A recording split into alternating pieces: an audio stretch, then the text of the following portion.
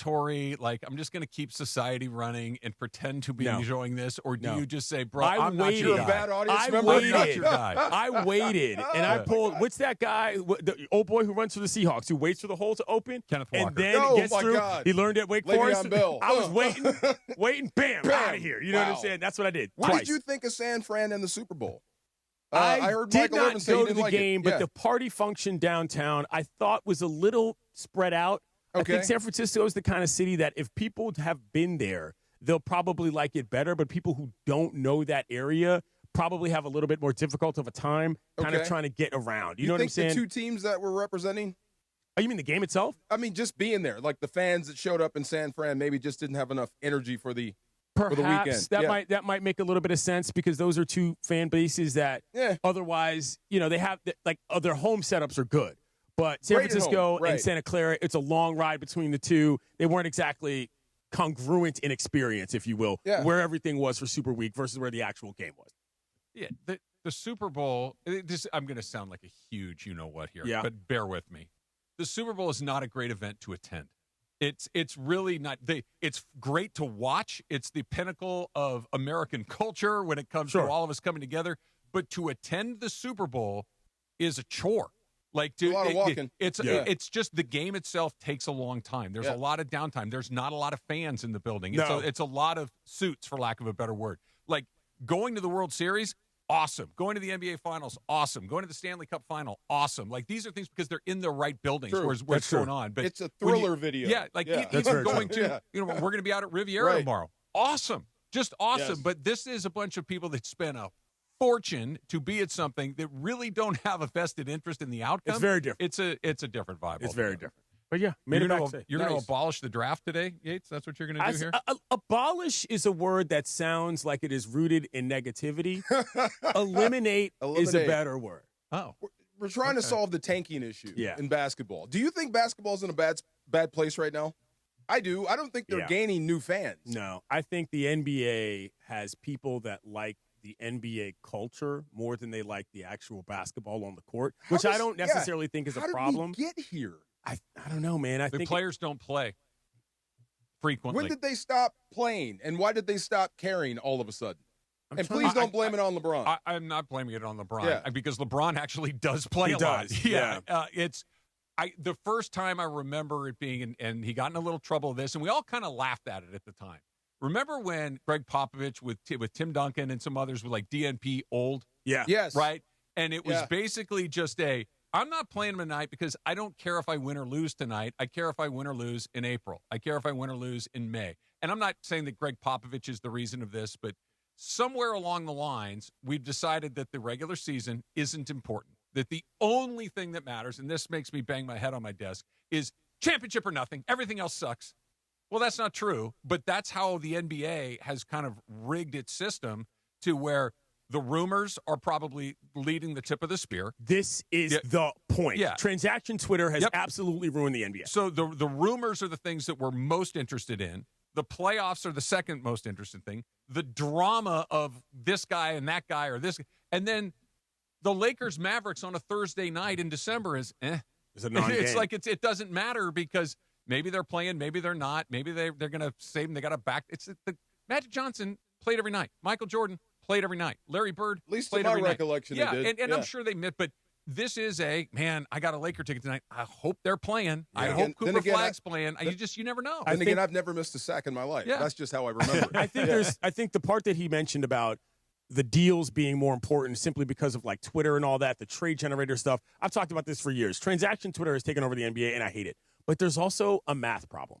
The math problem is that the talent levels between NBA teams is such that you've got a pretty good idea who's making the playoffs after the first 6 weeks of the season. Yep. Correct. And so the rest of it, there's very rarely a surprise. It's not like football where you can make up large ground in short amount of times because there's only so many games. There's no Brock Purdy's in the NBA. It's not like baseball where you've got to play it out anyway, and so the trends are going to matter. You've pretty much got and you can't trade your picks in baseball. A built-in right. You've pretty much got a built-in system where once you establish who's any good, you're kind of playing out the string for half the season. And to your point about football and baseball, and I don't follow hockey closely enough, so I really can't speak to hockey necessarily. But every once in a while, it's like, hey, the Marlins are good. Yeah. They kind of popped. They made the playoffs a couple of years ago, and it's like, hey, how did that happen? And so this was the Diamondbacks a couple years ago. You can come in there, and all of a sudden, like, your team that was not supposed to be competitive is.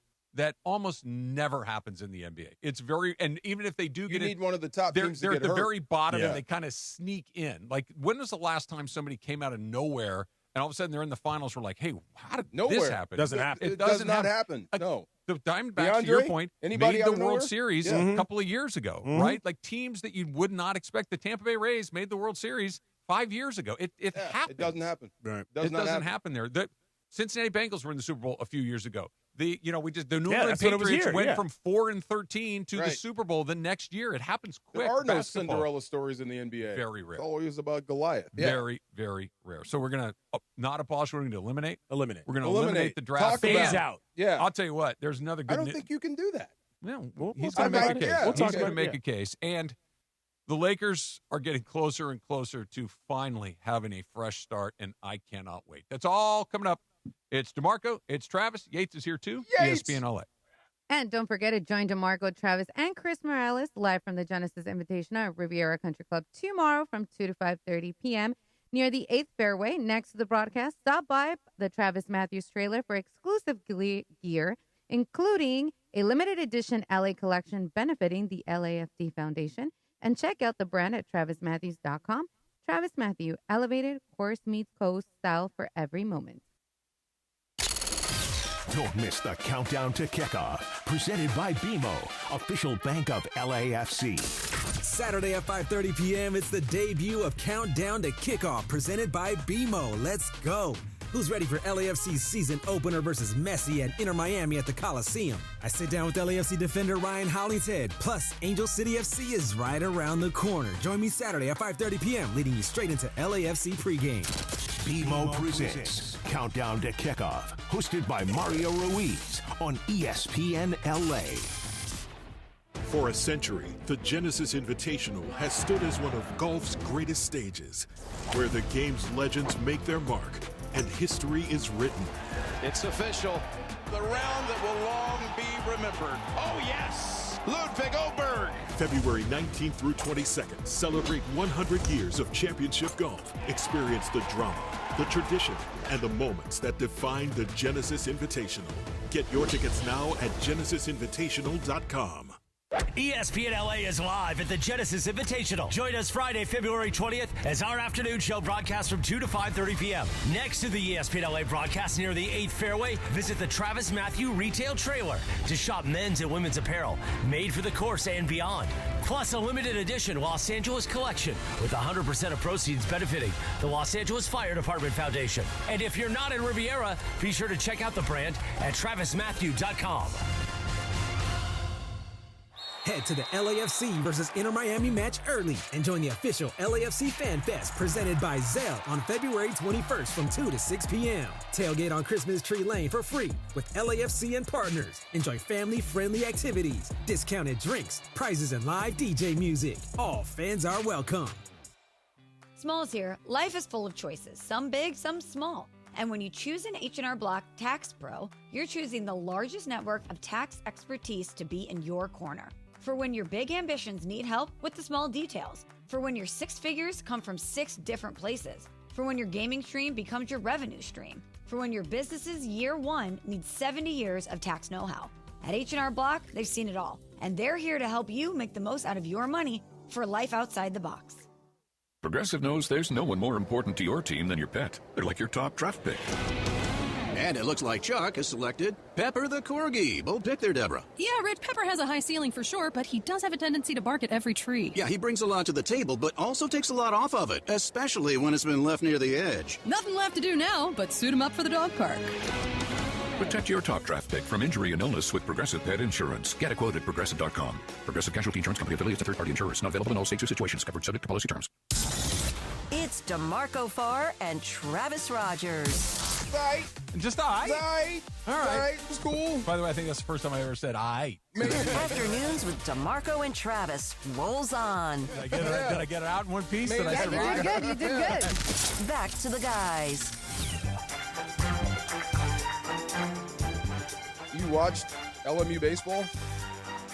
I'm not. Why am I not surprised by that? You want to know something? What? I crossed this threshold, a sicko threshold yesterday that I'm not particularly proud of.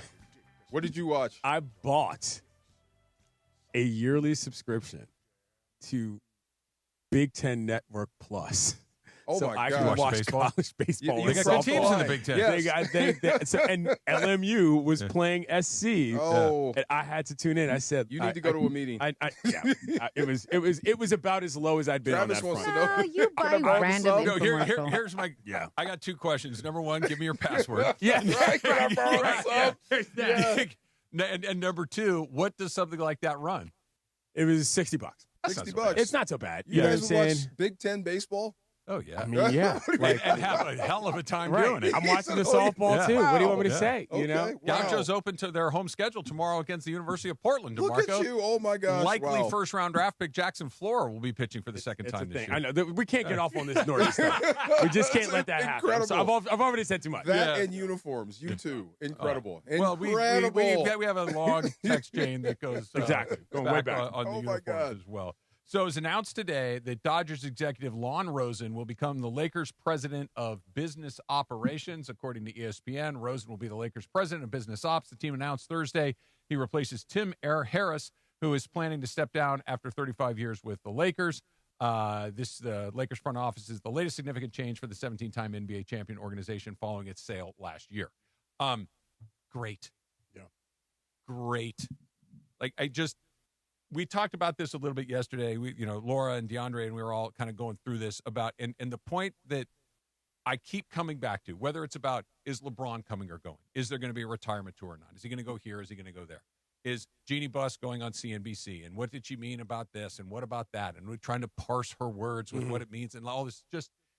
Can we just flush all of this and start with the next era of Laker basketball, which is run by a group that has a track record of proven success, albeit in a different sport, right? But executives that understand how this stuff works, executives that have put methodologies and systems in place that work, and I'm not even saying that this part necessarily was bad, but this constant looking over your shoulder at the past of what used to be, I think was working against the Lakers more often than it was helping them. Their history is rich and vibrant and should be embraced, but it can't be the driver of what you do next. You need to take somebody that I think is a steward, that Mark Walter clearly is. He took a prestigious organization in the Dodgers, which was in chaos before he took over, and put them back on the right track to the tune of what we've seen. If they can apply those same principles to this, I'm incredibly optimistic, and we saw the latest with Lon Rosen being put in charge of business operations. A long-time sports executive. He just knows how this stuff works and will make decisions on whether or not he thinks they're good decisions, and not because this is the way that my dad used to do it. Ding, ding, ding. We need to just move forward from that, and the sooner we get more of these sorts of things, I think the better. DeMarco, you were pounding your fist in the meeting before the game, before the show, saying what John Ireland says all the time. I just love to hear the drop. Star-driven town. I just love the drop. Yeah. I mean, how are you going to feel if that's not Rosen's attitude towards building the Lakers as a squad? Is that what you mean? Like actually breaking down the Lakers to some degree? Effing-driven town? I mean, no. I'm not sure if I would like that. What I mean is, let's make good decisions because they're good decisions, not because this is the way it was done before, or this is what we set up in the past, or we can't do this because we do this. No. Do it because it's smart, or don't do it because it's dumb. Because I think that's going to be what they haven't done. It's going to be a harder track to beam to pull away from than people think. That idea that the Lakers are this or the Lakers are that, I think is going to seep into that front office more than I feel they're probably going to want. I think I'm more optimistic than you, and here's why. Fair. I think they've bought themselves a whole bunch of goodwill because of what happened over there, what happened at Dodger Stadium. Yeah, that if this were a nameless, faceless group that came in, just some billionaire off the street, okay, that bought the Lakers, the old billionaire off the street, right, with the bindle over his shoulder, he comes in and he says, "Here's what we're going to do." It'd be like, "Hey, who the hell is this guy? What the?" Right. If it was Matt Ishbia who bought the Suns a while ago, NBA Celebrity All-Star Game starter, who just comes in and it's like, hey, what does this guy know about running a basketball team? I know he played, but it's like, I don't know.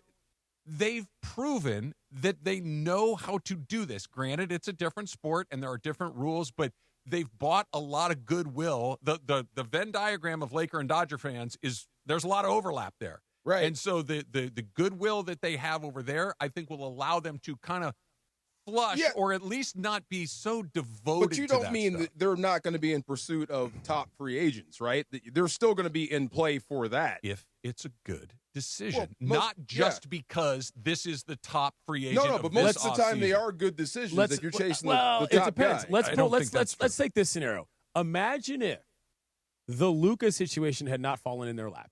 Yes. And they were forced to make a decision on, say, a Giannis or what's going to happen with LeBron. Like, I think the reason why what you're saying works because of the Dodgers' success, Luka's already there. If they were bereft of a star and they were taking this route and it was like, who's going to be the next superstar on the mantle for the Lakers? Right. And there was none, I think it would have been a hard thing to say, now, you know what? Giannis is too old. Giannis is too expensive. Giannis has too many injuries. That would have been really difficult. Well, we'll see. No matter what direction you take, it has to end with a championship. If you decide to go against what the Buss family has done for years. That's the goal all the time, right? But I mean, if you're going to change course and go to something different, as long as it ends where we want to be in a championship, everybody's going to be happy. I think, sure. So, I mean, if you win a championship, then yeah. But I guess what I'm getting at is if you can see what was coming down the tracks with the Dodgers. It was very clear, that makes a lot of sense. That makes a lot of sense. Hey, yeah, we will take on David Price if it gets us Mookie Betts. Like, we will do this. It wasn't just, hey, who's the best guy? Okay, we'll give him all the money.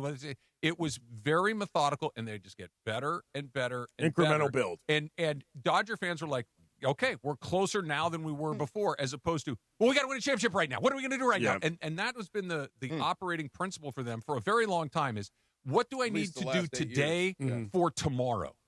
Well, the Dodgers have done things. What do I need to do today for tomorrow and a year from now and 3 years from now? Andrew Friedman was talking today about how their whole thing is one eye on the present and one eye on the future. The Lakers have had 11 eyes on the now. And a couple on the past at the same time. Right. Yeah. And so I do think that the Giannis one is a really good. If they think that Giannis is the move, then they will go. But if it's one of those, hey, listen, he's on the wrong side of 30.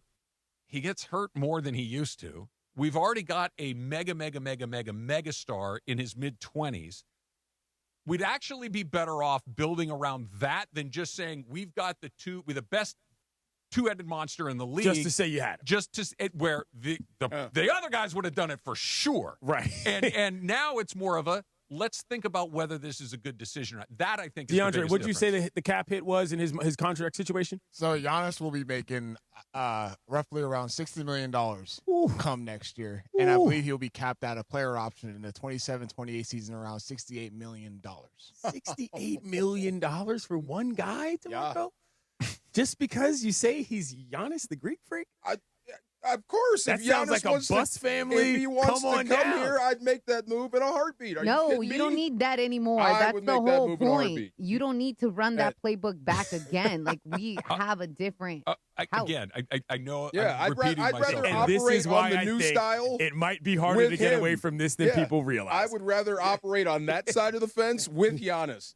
Let me get him, then figure it out. They will go in, they being the new ownership group, them, Lon Rosen, quite frankly, Andrew Friedman, and Mark Walter, and all of the smart people in his circle will go in there, and they will evaluate Giannis on whether or not it's a good idea, not whether or not they win the press conference. That's true. And that's, I believe, new. This is all I ever wanted for Lakers fans. Really? Too, by the way, people used to get on me because I would say, this is a mom-and-pop operation. The fans actually deserve better. You guys have been brainwashed into thinking that this makes sense. Finally, I feel good about where the direction is because Lakers fans deserve a franchise that operates like a modern, daggone team. I don't get them all right, so when I do, I like to remind everybody. But this was one of these times where the second it got announced, I'm like, when can Andrew Friedman get in there? When can he get? And literally I literally said get him that there. day. Get him in there, not because he's going to say, "Oh, that guy's got a great left hand," or he can shoot the three, or he's a defender. It's like he knows methodologies. He knows what works. He knows who works. He knows, all right, that guy is bringing value. That guy's not. He's going to be able to do this, and the more smart people you get in there, and if they do the Giannis thing, okay, I really, truly believe it will be because they landed on this is a good idea rather than this is what we do. Now, that's where I am most intrigued, is that actual process, that actual calculus, not just the end result for Lakers fans thinking, okay, we got, whatever. Like, I'm genuinely curious to see how bringing in the sporting minds for other sports translates to basketball, because it is not the same calculus for baseball as it is for basketball remotely. Not remotely. The variance in players is not even close to the same. The roster sizes are obviously way smaller, and the pool you've got to pick from is even more minuscule. And so I am uniquely and specifically intrigued by what does this actually look like, because it'll be something that other teams have not applied in the same way. We have not seen this. We have seen teams that say, hey, okay, maybe we'll go the analytics route in the context of it's not a former player that runs how our scouting department works, or maybe we've got 30 people instead of 5, but they've got all of that in the same place, potentially with this new group with Walters. So I'm very intrigued by that in terms of how it affects the rest of the NBA. Never mind just the Lakers. OKC was at the top of the heap as far as front office. Probably so. They are. Something like that. They are. Probably so. But the Dodgers are at the top of the heap, and I think a lot of that translates. And I think this kind of butts up against one of the things I like as much as I do about the Rams and Sean McVay specifically. One of the things that I think he's extraordinary at is identifying other people that are really good at coaching. Yes. And saying, I'll take him. I'll take him. I'll take him. And I think that's a skill that the Dodger ownership group has. That's like, okay, let's look at that guy over there. Let's bring him in. And it's not going to be one of these where, maybe there are some splashy things, because the Dodgers did some splashy things like with the Mookie deal and others. But it was also this accumulation of really smart people that start making really smart decisions. And you pluck one guy out of here. You go and pluck another guy out of there. You groom someone else that maybe is already in there. And you turn that. It's that kind of stuff that I think is going to turn out to be far more beneficial than just, hey, we're the Lakers. Or, hey, we've got a podcast. Want to coach the team? You're dang right. I like JJ as much as the next person, but I'm saying. Yeah. The decisions will be made because they're good decisions. What? No, I do believe JJ. Is that a cheap shot? No, I think JJ Redick is actually a really good coach. I like JJ. I don't think he's a bad person for the job, but I'm saying, though, you ain't going to see no podcast partners getting hired just because they happen to be friends with the best player on the team. I can be indifferent to that because I do believe JJ Redick is a good coach. I notice at times where he doesn't really get the X's and O's, but I do believe he is growing as far as it only being his second year. I like him. But as far as the whole Dodgers, Andrew Friedman stuff coming into the Lakers, I get it. The product for the Dodgers, it works because I feel like with baseball, there's certain positional players that you do need, and it can help and fulfill those certain roles. And now, if we're talking about Giannis becoming a Laker, is that helping out just for the business side of the Lakers or actually the product on the basketball court? It's the best question, and that's why I trust them to answer it. Like before, not the Ramby? This group will make exactly what you just said. Is this good for our bottom line from a business perspective? That's one thing. Is this good for our basketball team? That's another. And they'll blend the two together and make a decision. That's the part that gives me an incredible amount of optimism. And the more you hear that more smart sports people are involved in this and fewer close personal friends of the owner are, I think we're headed in the right direction. That's exciting. It is. That's exciting. It is. What's also exciting is eliminating, phasing out. We'll come up with some more words in the break. Yeah, I got to get out my thesaurus. I got to think about this. Get rid it's of all coming up. It's DeMarco Trav. Yates is here too. ESPN LA. And guys, let me remind you that at my family's carne asada, the food always matters. And lately, the star of our table has been Amor Salsita. Amor Salsita is something special. Not only is it women-owned, it's homemade, authentic salsa made to share with the people you love, the kind of salsa that brings familia together. Founders Jerry and Erica brought the bold, vibrant flavors of Mexico straight from their kitchen to yours, and it truly shows. I use it for everything from dipping chips, marinating our favorite grilled dishes on tacos, and even adding a little spice to drinks when we're entertaining. It's that versatile, and it always gets people asking, what's this? And the flavors, let me tell you, smoky, juicy, chunky tomato, tangy tomatillo, creamy avocado, roasted varieties, and my personal favorite, mango habanero. Whether you like it mild or bold, there's truly something for everyone at the table. For recipe ideas and inspiration, visit amorsalsita.com. And the next time you're shopping, pick up Amor Salsita at Vaughn's, Albertsons, or Pavilions in the produce section. Amor Salsita, from our kitchen to yours, amor in every bite. Saturday, it's icon versus icon. Sonny versus Messi as the spotlight hits the historic Los Angeles Memorial Coliseum. Sun Heung-min in the black and gold versus the defending MLS champs, Inter Miami, led by Messi. Coverage begins Saturday at 6 p.m. Football Club, on 710 ESPN and the ESPN LA app. There's President's Day savings right now at George Chevrolet. And GM John Good will make you a great deal on a brand new, top-selling Chevy Equinox, gas or electric. Lease a Chevy Equinox LT for only $220 a month. Or choose the Equinox EV LT for just $269 a month for 36 months and $39.95 due at signing. 91 Freeway, Lakewood exit in Bellflower. Or online at georgechevy.com. Chevrolet. Together, let's drive. Discount calculated off MSRP on select models. Please offer approved credit through GM Financial. Ends 3/2/2026 for full details. Call 866-949-4805. In Los Angeles, it's not about closing deals. It's about opening partnerships. At ESPN LA, we're hiring audio play-by-play and digital marketing consultants. People who build relationships and create custom solutions powered by ESPN LA and the biggest teams in the city. This is where brands connect with fans who care. Competitive pay, full benefits, unlimited upside. Open your next partnership.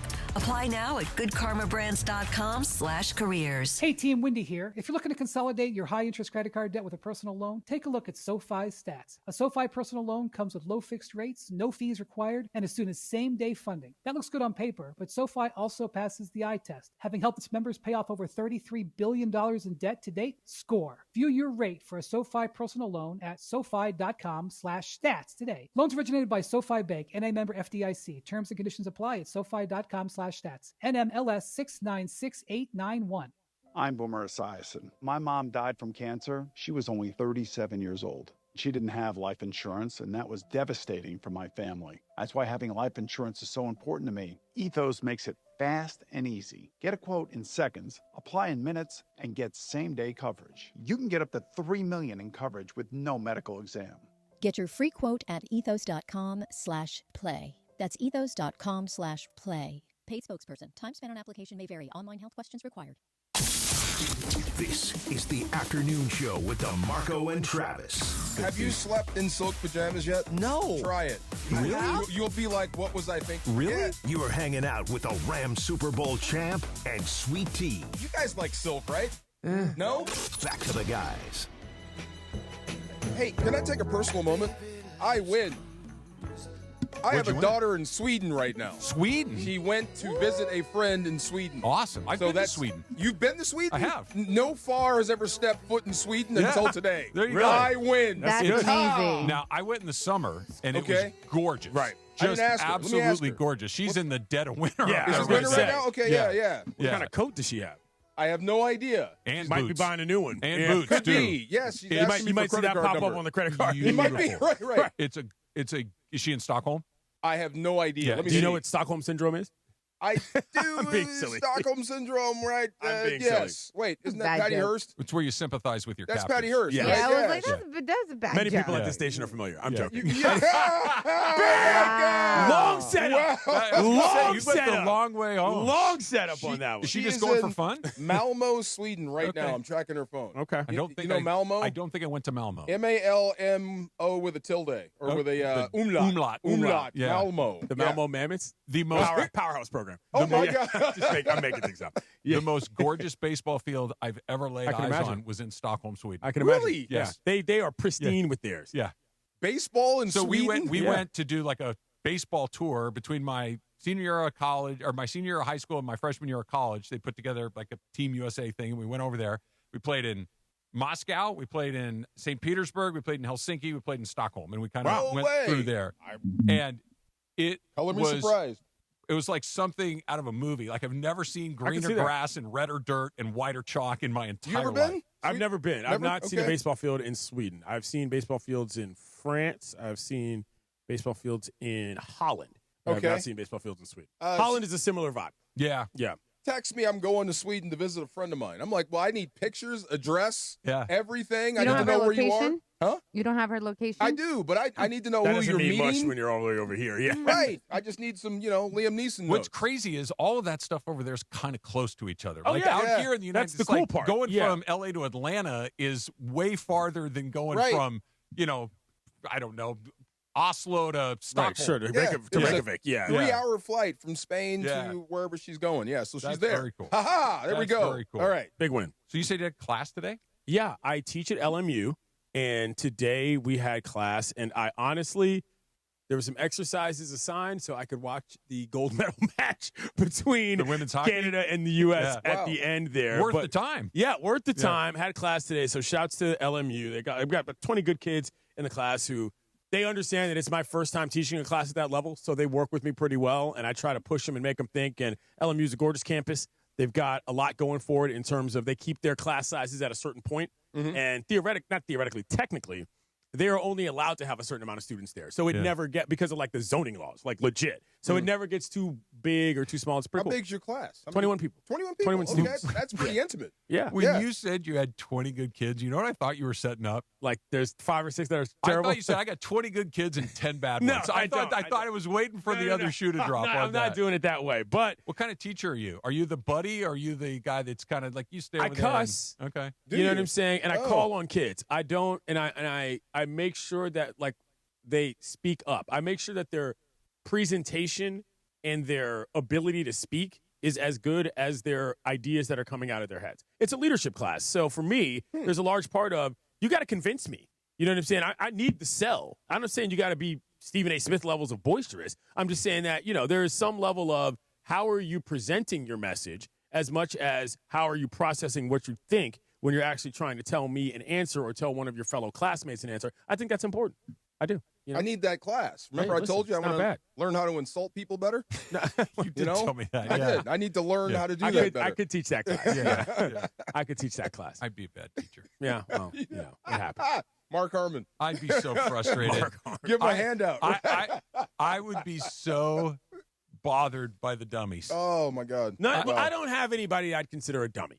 At that level, I don't Challenging, think you though? would. Right. It's a private school, you know what I mean? And I don't Yeah, your allow point? people to be dummies. That's a good point. Yeah. That's good, excellent point. But, I Guess don't it depends what type of dummy we're I talking try about. to work with kids and what their strengths are and what they like so that at the very least they understand that it matters to me whether or not they are impressing their classmates or not because they are not at that level. One of the criticisms of Gen Z, not to get too far off on this, is that they don't like being themselves in front of other people because they're scared of being judged. And that is something that in my classroom I try to eliminate as a factor. So I That kind of holds up, doesn't I it? start each class by making every kid answer the same question in front of the other kids so that they learn something about each other and can be a little bit vulnerable. I would send Gen my X kid would to have you. eaten him alive. Oh, my God. Poor guy.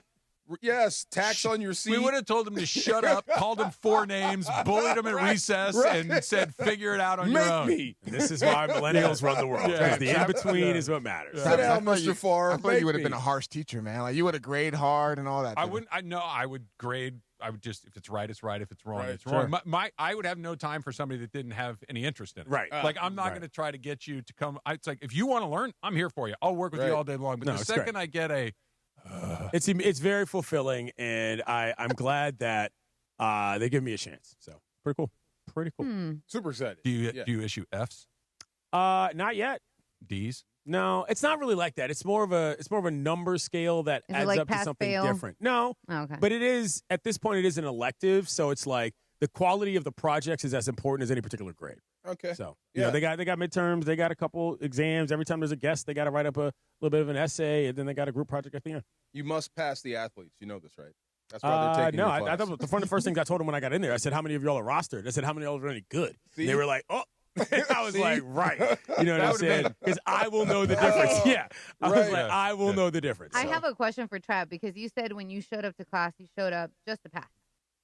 In college, yes. In college, yes. So if you were a professor, if you had students like that, would you be kind of like annoyed or you would get I it? wouldn't even notice them, quite frankly.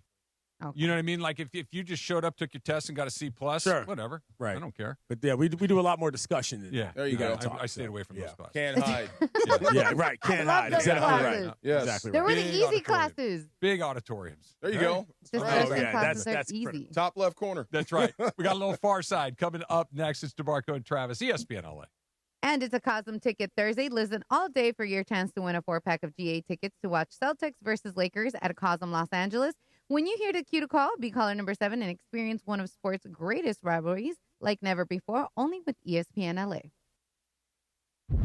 And on this rainy Thursday in the Southland, remember today is a Tiger Thursday. Why? Because Tigers tournament, the Genesis Invitational, is teeing off at Riviera Country Club. Now, yes, Tiger's not playing this year, but he's hosting as he does every year. And once this rain clears out, it's going to be a beautiful weekend at Riviera Country Club. Join us. Of course, we'll be there tomorrow, broadcasting live the afternoon show from 2 to 5:30 p.m. right off the 8th fairway in front of the Travis Matthew trailer. But get your tickets for an awesome weekend in Southern California. GenesisInvitational.com. A Tiger Thursday rolls on right here on LA's mega sports station, ESPN LA.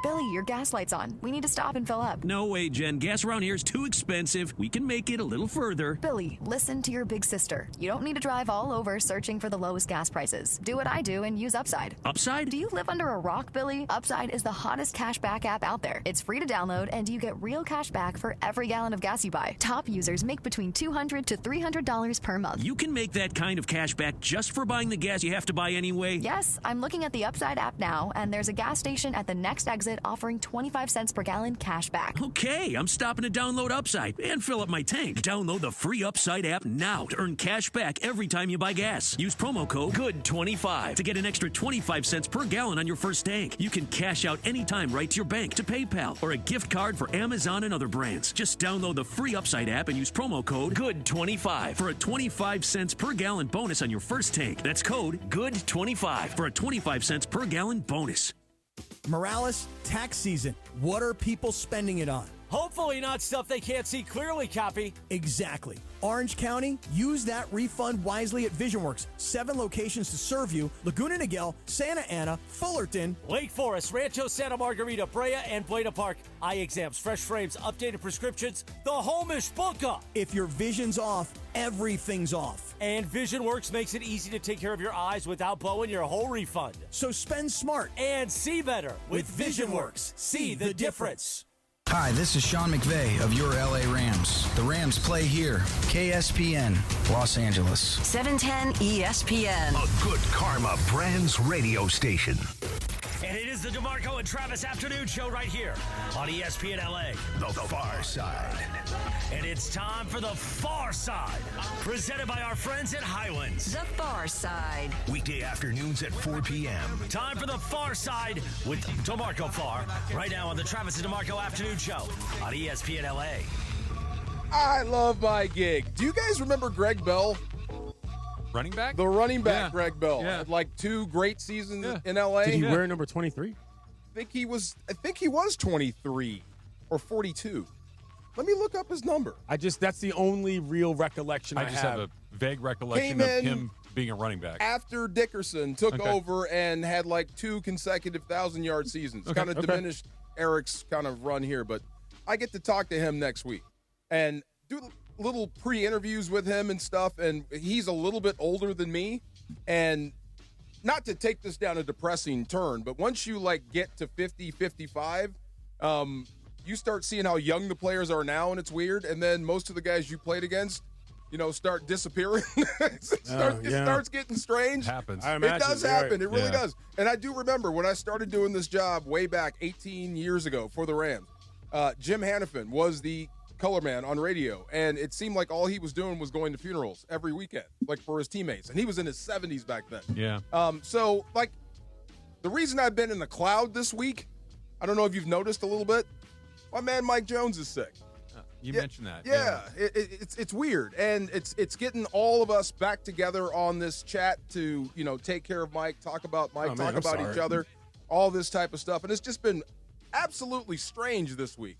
It really is. Once you cross a certain point, a PNR, I call it, a point of no return, you start thinking about crap like that. The other dude that just passed away, his name was Trey Johnson, the big guard. Okay. Trey Johnson, he played for the Burgundy and Gold for a long time. Very beloved guy in the Washington, D.C. market as a fan favorite. Kicked my ass. Trey used to get you? We came in together. Like, I played him in the Senior Bowl, kicked my ass there.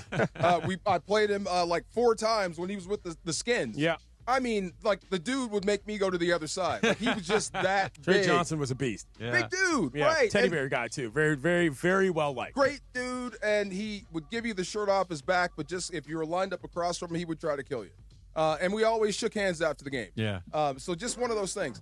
I'm glad you knew him. Yep. I really am. Because, he was such a legend, a dude that was such a force in the National Football League, and then it seems like all you get is a blurb on Pro Football Talk, and that's it. Yeah. You know what I mean? Yeah. Like, when I talk to some guys about Larry Allen, like, who was that? Oh, gosh. He's the greatest offensive lineman of all time. Right, he might be. The biggest monster of all time. It should not just be a blurb. So, but it's just so funny. I never thought about that with my own teammates. Because that puts me in the same freaking boat. I see what you're saying. Right? Yeah, I totally understand that. Right. Yeah, it's all around you, and it just kind of freaked me out. So I don't know if you noticed that this week. I've been telling you about it. You mentioned it, Mike, to me earlier in the week, and you mentioned that he wasn't, feeling all that great. And yeah, it's especially when you have a connection with somebody like that, and teammates are different, right? You just when you compete with things and you go through things, and I would imagine that those bonds get even stronger once you get higher and higher levels. Like, I have friends from Little League and all that stuff, but then, it's different than high school and it's different than college. And just that those bonds get more and more strong. And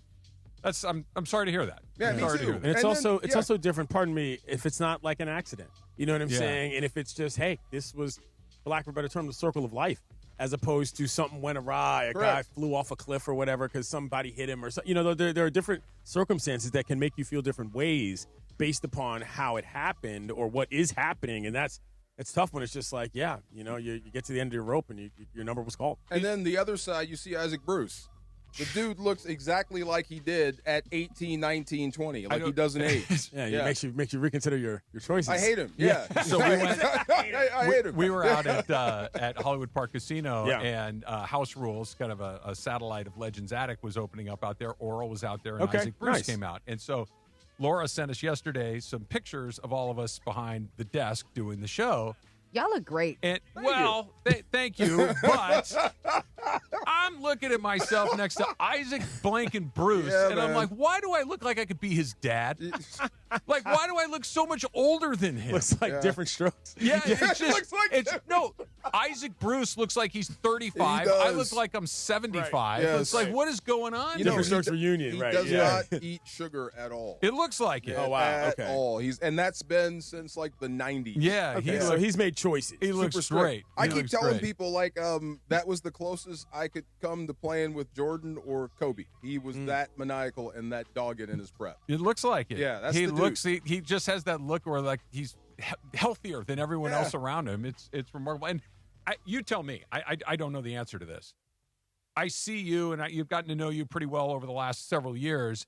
You stay in touch with your teammates, and maybe it's because you were on a team that won the Super Bowl. Maybe you were on that you played for one team your whole career, and you got to really know all the guys that came through. But from the outside looking in, that seems unusual to me for a professional athlete to really have as many connections as you do, because I've worked with a lot of guys, a lot of professional football players from other sports as well, and you seem to be in touch with more of your former teammates than anyone else I've ever talked to. I mean, respectfully, it's the only guys that I have like a lot in common with. Yeah. Like, I get it. Even the humor. That's stuff quite that the you observation. can't say. Yeah. Right.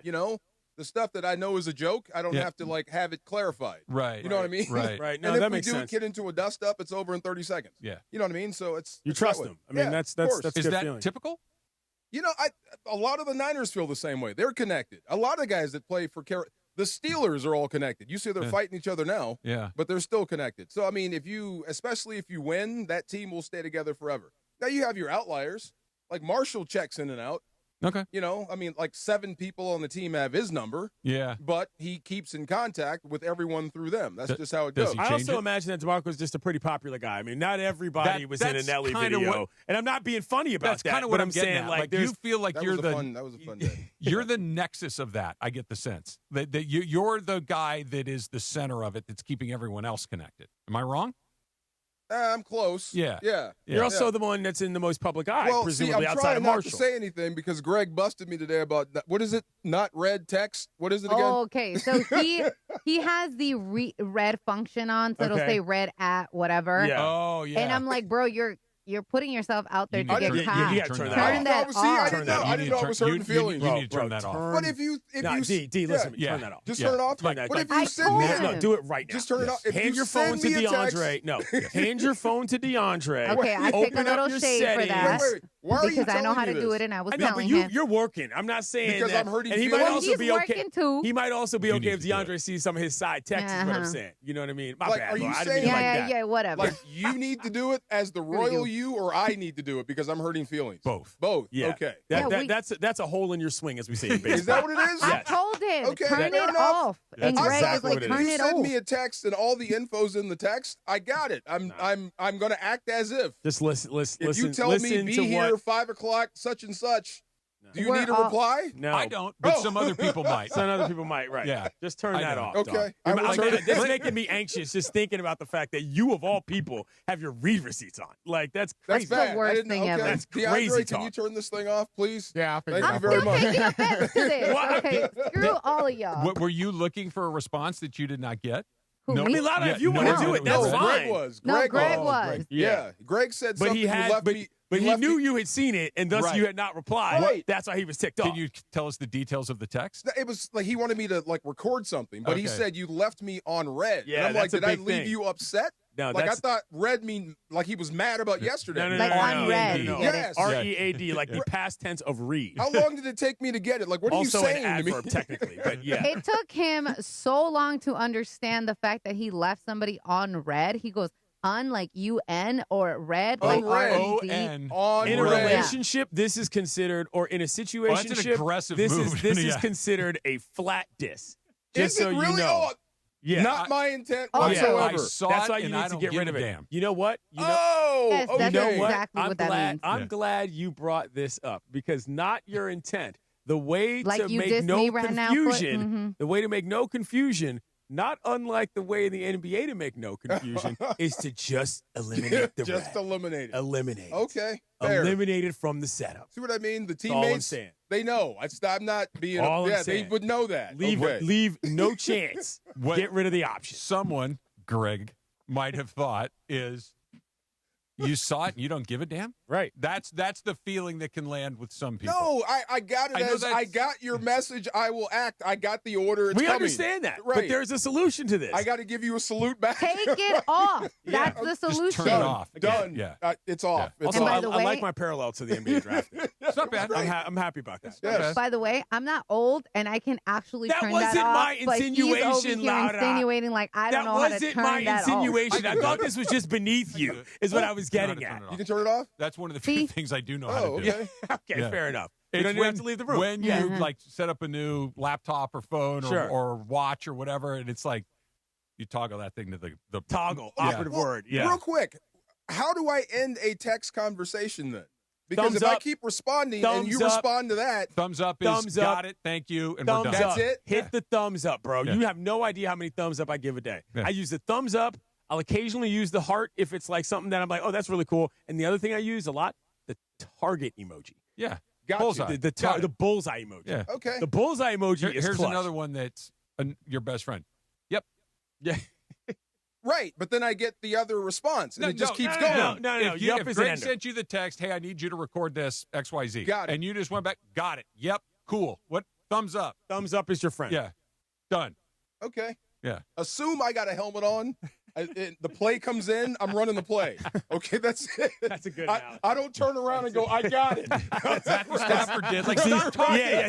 Stop talking. I love that He's clip, still by going. the way. I He's love still that. going. That is one of the funniest Matt Stafford moments in the history of his NFL career. You know why it's so good? Yeah.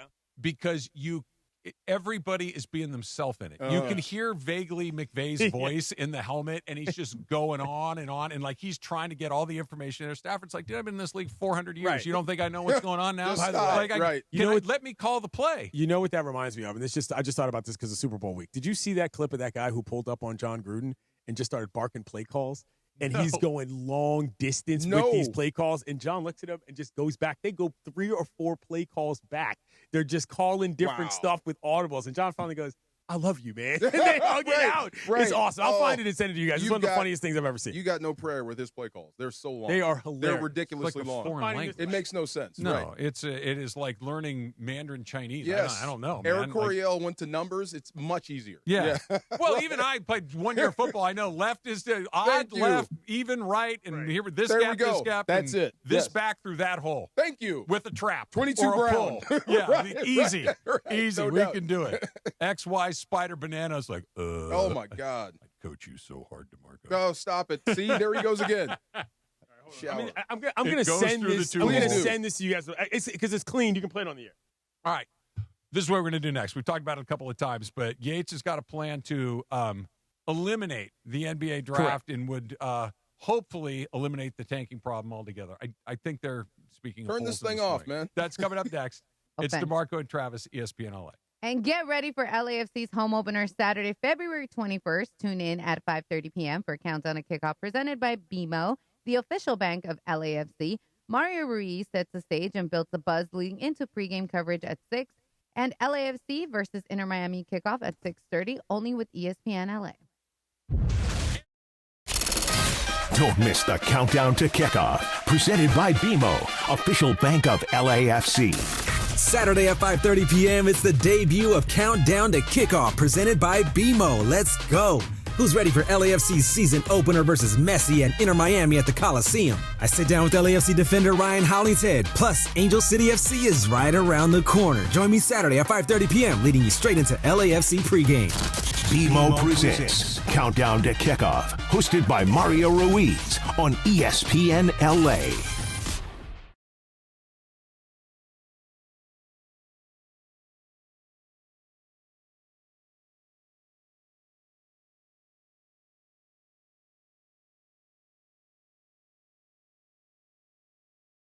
Deal on a brand new, top-selling Chevy Equinox, gas or electric. Lease a Chevy Equinox LT for only $220 a month, or choose the Equinox EV LT for just $269 a month for 36 months and $39.95 to its siding. 91 Freeway, Lakewood exit in Bellflower, or online at georgechevy.com. Chevrolet. Together, let's drive. Discount calculated off MSRP on select models. Please offer approved credit through GM Financial. Ends 3/2/2026 for full details. Call 866-949-4805. Los Angeles, if you missed out on any action this past season, don't make the same mistake. Secure your spot in the Rams house for 2026. Watch every home game next year with big-time matchups against the Bills, Chiefs, Cowboys, and Packers. In addition, enjoy home playoff ticket access, interest-free monthly payment plans, and stadium event pre-sale access. Visit therams.com/2026. Again, that is therams.com/2026. Don't miss out on any of next season's action. Get your Rams season tickets today. I'm Boomer Esiason. My mom died from cancer. She was only 37 years old. She didn't have life insurance, and that was devastating for my family. That's why having life insurance is so important to me. Ethos makes it fast and easy. Get a quote in seconds, apply in minutes, and get same-day coverage. You can get up to $3 million in coverage with no medical exam. Get your free quote at ethos.com/play. That's ethos.com/play. Paid spokesperson. Time spent on application may vary. Online health questions required. Get in the zone, AutoZone. Jeff's day is off to a slow start. So he heads to AutoZone, America's #1 battery destination, where Sammy, a local AutoZoner, tests his battery for free. Looks like he just needs a charge, and Sammy does that for free too. In no time at all, Jeff is back on the road, ready to finish the day strong. Free battery testing and charging at every store. No hassles, just help. Get in the zone, AutoZone. Restrictions apply. And it is the DeMarco and Travis afternoon show, the Waba Grill Happy Hour, which we do every weekday at 4 p.m. The Waba Grill Happy Hour. Stop by today for 5-piece dumplings and a premium Waba beverage drink like their authentic Thai tea. Both for only $5. Happy Hour is weekdays 3 p.m. to close only at Waba Grill. It's for you. You know what else is for you? More of the DeMarco and Travis afternoon show, the No Stress Sports Talk Express, right now on ESPN LA. And then the kid said he was late to class because he couldn't find a place to park. It was so weird. Right. I said, all right, fair enough. Wow. Listen, we've all been there. My bad. Sorry. I've been there. Sorry. I was telling a story. Oh. I've been there. Parking sucks. There you go. It's Mount LA. Sac? Parking always sucks. No. Parking sucks. It really Mount does. Sac, shout out to Mounties, okay? But if you ever went to Mount Sac until they built that new structure or whatever, it still sucks. I've gotten my car hit 3 times when I went there. Like multiple almost car crashes. Yeah, parking there sucks. Okay. Great school. Do you see what I'm holding here? Piece of paper. Show plan, yes. Piece of paper. Do you remember what we talked about regarding LMU? What I do there? Yes. I'm a professor, which means I assign assignments, right? It also means that there is homework occasionally. Now, if I were to say, what's the best solution for potentially fixing the tanking problem and make it as easy as possible, and I read off this as a solution, if you turned this into me, let me read from Shams' tweet. Okay. Multiple sources with knowledge of Thursday's GM meeting, as well as a late January competition committee, told ESPN that the following concepts have been discussed to curb tanking. First-round picks can be protected only top 4 or top 14 plus. Lottery odds freeze at the trade deadline or a later date. No longer allowing a team to pick top 4 in consecutive years and or after consecutive bottom 3 finishes. Teams can't pick top 4 the year after making conference finals. Lottery odds allocated based on 2-year records. Lottery extended to include all play-in teams. Flattened odds for all lottery teams. You know what my reply would be to this student? The cure is worse than the disease. Ah, okay. Like, what is this? That's what I was This saying. is What the hell is that? way too complicated. And if you've got to think about all these potential machinations and permutations of solutions to solve the tanking problem in the draft, get rid of it. Get rid of the draft. Rid of it. Because if all of this stuff has to be on the table to fix a system that not only has the commissioner said views is kind of archaic, but the reason why the eliminate the draft discussion is one that is germane to me to now. It's not because it's my idea or because it's so brilliant. It's not even about that. And to me also, it's not even necessarily about tanking. I just feel that it is, in fact, perhaps a better actual system to make sure that NBA teams are responsible for constructing their rosters in ways that doesn't just allow them to wallow in mediocrity and say, oh, well, too bad. We didn't get the draft pick we wanted. Maybe next year. And continue to cash checks without truly divulging what their actual plan is because the luck of the draw excuse is there. Now, I understand that for most people, this sounds crazy. It sounds radical in ways, and they assume that all big market teams would get everything every time. But there's only so many roster spots. And there's a second apron, Travis.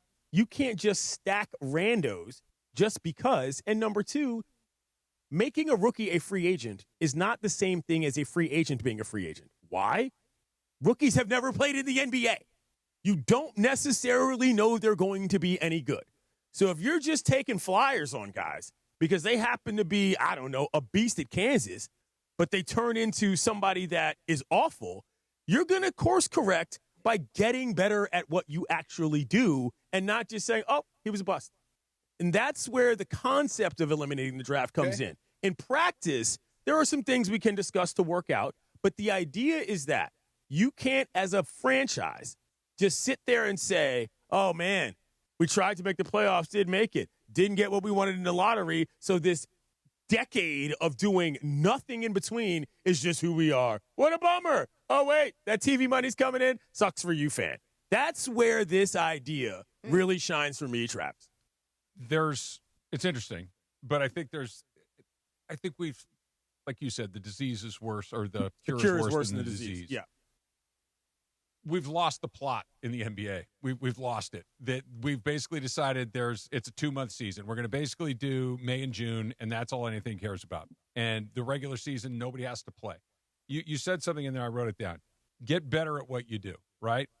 I think that is the key to this. That if you want to have a bad team, let's use the Washington Bullets as an example. The Wizards are the exact reason why this is such a big deal. Not that I'm some huge fan of theirs, but they're the team that could they have to face the fire on what are you actually doing. Right. You're going to have to find somebody that either gets better at identifying the players when they come out, the one you want to sign, even if there is a draft, and picking the right guys and developing the right guys and having better scouts and having better coaches and do all of the things around get better at what you do. And if you can't, then you're going to have a bad team. And Now it's incumbent on the fans to stop coming. Correct. And make them say, this is a non-profitable enterprise for me. I don't want to do this anymore. That's part of it. I also think that baseball has something. You go out of business? No, you sell. You sell the team to somebody who wants it. I can run that business better. Right. You don't have a divine or a divine right to having a team if you stink. And if they stink now, they're still making a fortune, and they just hold on to it. So there has to be a penalty for stinking. There has to be. The other part is, I think that where the NBA in particular has lost this, and it hasn't happened in the NFL because each game matters. The regular season in the NFL matters. So this doesn't apply there. You just can't trade your picks. You're going to pick where you're going to pick. And I understand that sometimes you're going to be a little more lucky. Sometimes you're going to be a little less lucky. If you don't have picks. No, but what he's saying is he would within the draft construct as it stands. There is a wrinkle that you could have that would probably fix a lot. You just keep kicking it down the kicking the can down the road, and you can't do that anymore. You got to pick it, and what it does do. I have to take this guy. I have to either get better at identifying which guy I want. I have to get better at coaching. I have to get better at my free agent acquisitions. I have to do all of the things in the margins as opposed to just didn't get the ping pong ball. I think that would help a great deal as well, and more than anything else, and this doesn't do the tanking thing. I think that we're focusing on the tanking thing because it's ruined the regular season. I think this is a good idea outside of tanking, to be honest. I do too. Yeah. But the thing that I think we're preoccupied with this is because everybody realizes the NBA regular season is kind of lame. It just kind of is. And it's because the games themselves, unless you are a die-hard basketball fan like DeAndre, you're not checking them out just because, hey, tonight's a great game. Who's it? Oh, Cooper Flagg's not playing tonight? Okay. And it's like where you need to have your best guys play a lot.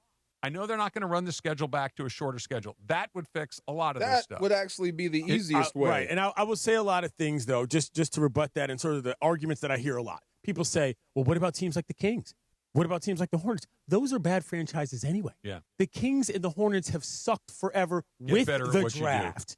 You know what I'm saying? Yeah. And so now the one critical caveat to this that from a roster construction standpoint, people need to understand. You get rid of the rookie pay scale. The only reason the rookie pay scale even exists is because there is a draft. And so what it would put is a situation where you say, hey, look, just using Cooper Flagg as an example. Do you want to go to a team that is an established 7-man rotation and you might have a chance to play and we're going to pay you like a 7th man? Maybe you get a Velveeta sponsorship to be God knows what because you were the player of the year. Or do you want to go somewhere where we're going to quadruple your money and you're playing every night and you've got a shot to be a dude, whether or not you think that you got a slot to a ring next year or not? These are real deal things that I believe players would think about. And on top of that. So the player gets to choose. Not every player is going to choose a team that wants him, though. And this is where the negotiation element between franchises becomes something that makes this actually work. It's not like you just pluck a squad and you say, yeah, I'm there. No, it's an open market. And so if you say, hey, I don't need you, I don't necessarily know that I want you. Even if you're pretty good, you're not going to play. So I'm not going to pay you like somebody who thinks they should play. Or if a team says, you know what? This guy's kind of a diamond in the rough, might have gone undrafted. I'll pay a little bit more to make sure this guy's on my team. But now you're in Utah. Now, or you're in, or you're, dare I say it, you're on the Lakers. Yeah. And you're guy 8. You know what I'm saying? Right. And there is variance to this that I think that when you first hear this idea, one first hears this idea and hasn't really thought it through, it sounds like, oh, this is going to crush all the small market teams. Not necessarily. If they are operating poorly already, it will crush you. But if you are actually trying to find a way to simply eliminate the possibility that anybody screws with the draft, then just don't have it. Just don't have it and make these executives be the people they claim to be. That's my main case. To every guy, but I think you would still get a preponderance of the best players going to a smaller handful. There's only of teams. so many roster spots. I hear you. I hear you. But if you're the Lakers, the Heat, the Celtics, the take whatever, the Warriors, like the kind of the glamour teams. How good were the Warriors before? They were considered small market. But again, these go together, right? Yeah. These go together. They finally picked right. They picked Klay Thompson. They drafted Steph Curry. They drafted Draymond Green. They got the right they guys. knew what they were doing. That's what I'm saying. That's the number one thing. You need to get more smart people in more places. But if I'm the Lakers or these teams that know that when I do come calling, I'm going to get what I want, I'm going to lay out frequently and just kind of look around and say, I'll pass this year. I'll wait for Cooper Flagg to show up. I'll wait for Victor Wembanyama to show up. I think that is a smarter market method for the league writ large than I do necessarily worrying about whether or not the ping pong balls are going to fall. Because here's the other thing. You know what? I don't like that guy. Travis, I don't want to do it. You also might just flat be wrong. Yeah. You might just be wrong. You're going to be wrong you occasionally. You might pick Sam Bowie. But there are some guys. There's some bad luck with guys like Bowie, but there's also just some guys that you knew Anthony Davis was going to be good. Okay. You knew LeBron James was going to be good. How'd that work out with Anthony Davis?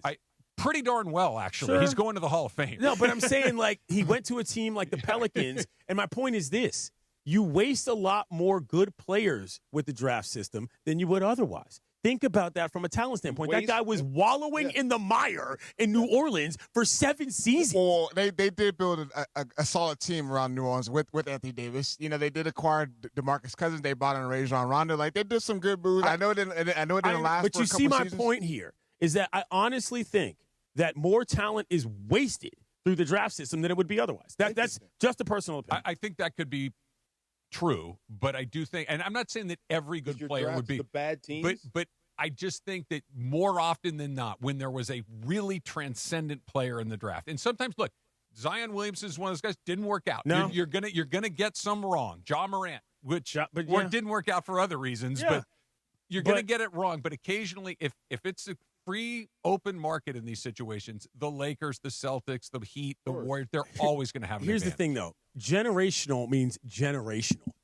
It doesn't happen every other year. No. And so that's why I think but it happens enough that it is that concerns really me. what generational is, though? And I'm not just arguing with you for the sake of it. What I'm saying is that I think that, again, because of the way the system exists now, the draft overvalues this concept of generationality. Well, I don't think it's generational because of the lottery. There are guys. I understand like the literal definition of the word we're talking about, but Cooper Flagg can change the direction of your franchise. It looks like okay. Victor Wembanyama already has kind of rebooted that. Victor Wembanyama, generational. Okay, but you go through it if you get a guy like Embiid at the right time that are not maybe generational, but they're MVP level players, right? And all of a sudden, if we've got a potential MVP, let's say every 5 or 6 years, and I'm laying in the weeds for 3 of those years, waiting around for it, I don't know about that. But again, I think that you're right in terms of how the basic math would work, assuming every player feels the same way about your squad that you think they should about it,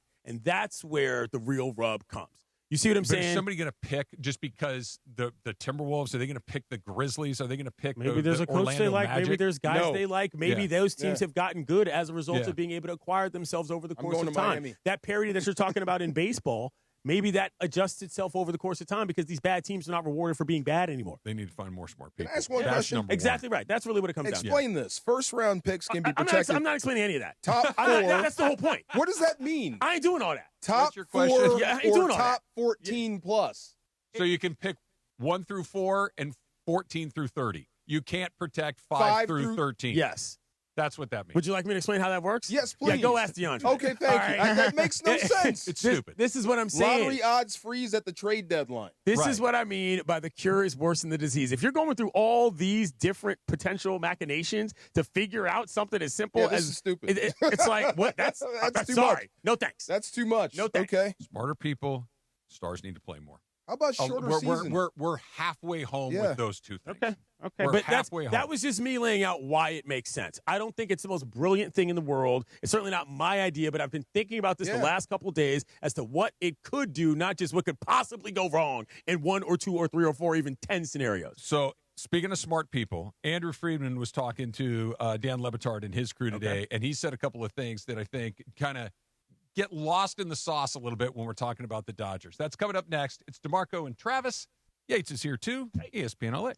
And it's a Cosm Ticket Thursday. Call right now, 213-799-0139. That phone number, 213-799-0139. Right now, be caller 7. And you win a 4-pack of GA tickets to watch Celtics versus Lakers at Cosm Los Angeles this Sunday at 3:30 p.m. Witness one of sports' greatest rivalries unfold on Cosm's immersive shared reality displays, only with ESPN LA. Don't miss the countdown to kickoff. Presented by BMO, official bank of LAFC.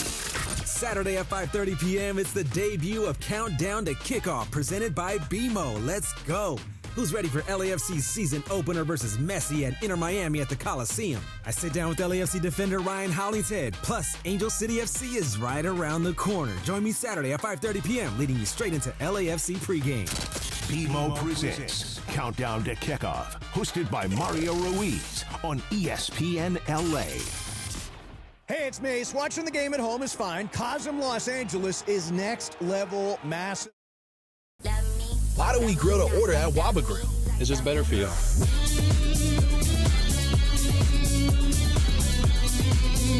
Download the Waba Rewards app or order online at wabagrill.com. Waba Grill, it's for you. Park with can't miss views, football, NBA, Premier League, UFC, immersive movies. This is how sports are meant to be watched. Get tickets now at Cosm.com. Prizes, flyaways, even cash money. You want it? We've got it. Find a list of all contests and official rules by visiting ESPNLAcontests.com. That's ESPNLAcontests.com. You never know what you're going to get when you wake up with Sedano and Cap. Because I wish we could all pull off the stuff you end up pulling off. Hence why you're a badass. Hence why you're a chingong. There's no way you actually believe any of this stuff. Or maybe perhaps actually that's part of the act. You convince yourself that you are right. George, and that way, if like they were ever to put you on like a lie detector, you would actually pass because you actually believe the nonsense you're saying. It's the morning show with Sedano and Cap. Weekdays starting at 7 a.m. on ESPN LA. Wesley Financial Group is not a law firm. Do you feel embarrassed, trapped, maybe even ashamed just because you own a timeshare? Well, I'm here to tell you you're not alone. Chuck McDowell here, the timeshare cancellation guy. I get over 3,000 complaints a week from all kinds of folks that feel the same way you do. Honest people, teachers, veterans, grandparents, all losing sleep over a timeshare they can't get rid of. That's why 15 years ago, I founded Wesley Financial Group to help people take their lives back. Today, I run Wesley with my two sons, a real family business, treating every client and every employee like we would want our own family to be treated. That mindset has helped us cancel over 50,000 timeshares from people just like you. So if you're stuck in a timeshare, give us a call. Let our family help your family. Call Wesley now for your free timeshare exit kit. 800-311-4114. That's 800-311-4114. 800-311-4114. And it is the DeMarco and Travis afternoon show, the Waba Grill Happy Hour, which we do every weekday at 4 p.m. The Waba Grill Happy Hour. Stop by today for 5-piece dumplings and a premium Waba beverage drink like their authentic Thai tea. Both for only $5. Happy Hour is weekdays 3 p.m. to close only at Waba Grill. It's for you. You know what else is for you? More of the DeMarco and Travis afternoon show, the No Stress Sports Talk Express, right now on ESPN LA. I think we just made DeMarco Farr a Winter Olympics fan. You're welcome, sir. You're welcome, sir. Snowboard cross. Snowboard cross. Formerly known as Border X in the X Games. I am a fan. I tried to tell you, it's my favorite event in any Olympiad period. Summer or winter. It's fantastic. Yeah. This is like rugby sevens. It's all just flat out go. Are you Let's watching go. it with a 6-person starting gate? 4. Okay, 4. When it used to be 6 for the X Games. And people would wipe out and elbow each other all over the shop. It gets violent, right? Yeah. I mean, violence in the sense of, like, you're jostling. Rubbin's racing. Right? Rubbin's racing. Okay, I like this sport. No, it's the best. Oh, it's already past this Olympiad, but yeah. It's good. Who got the gold?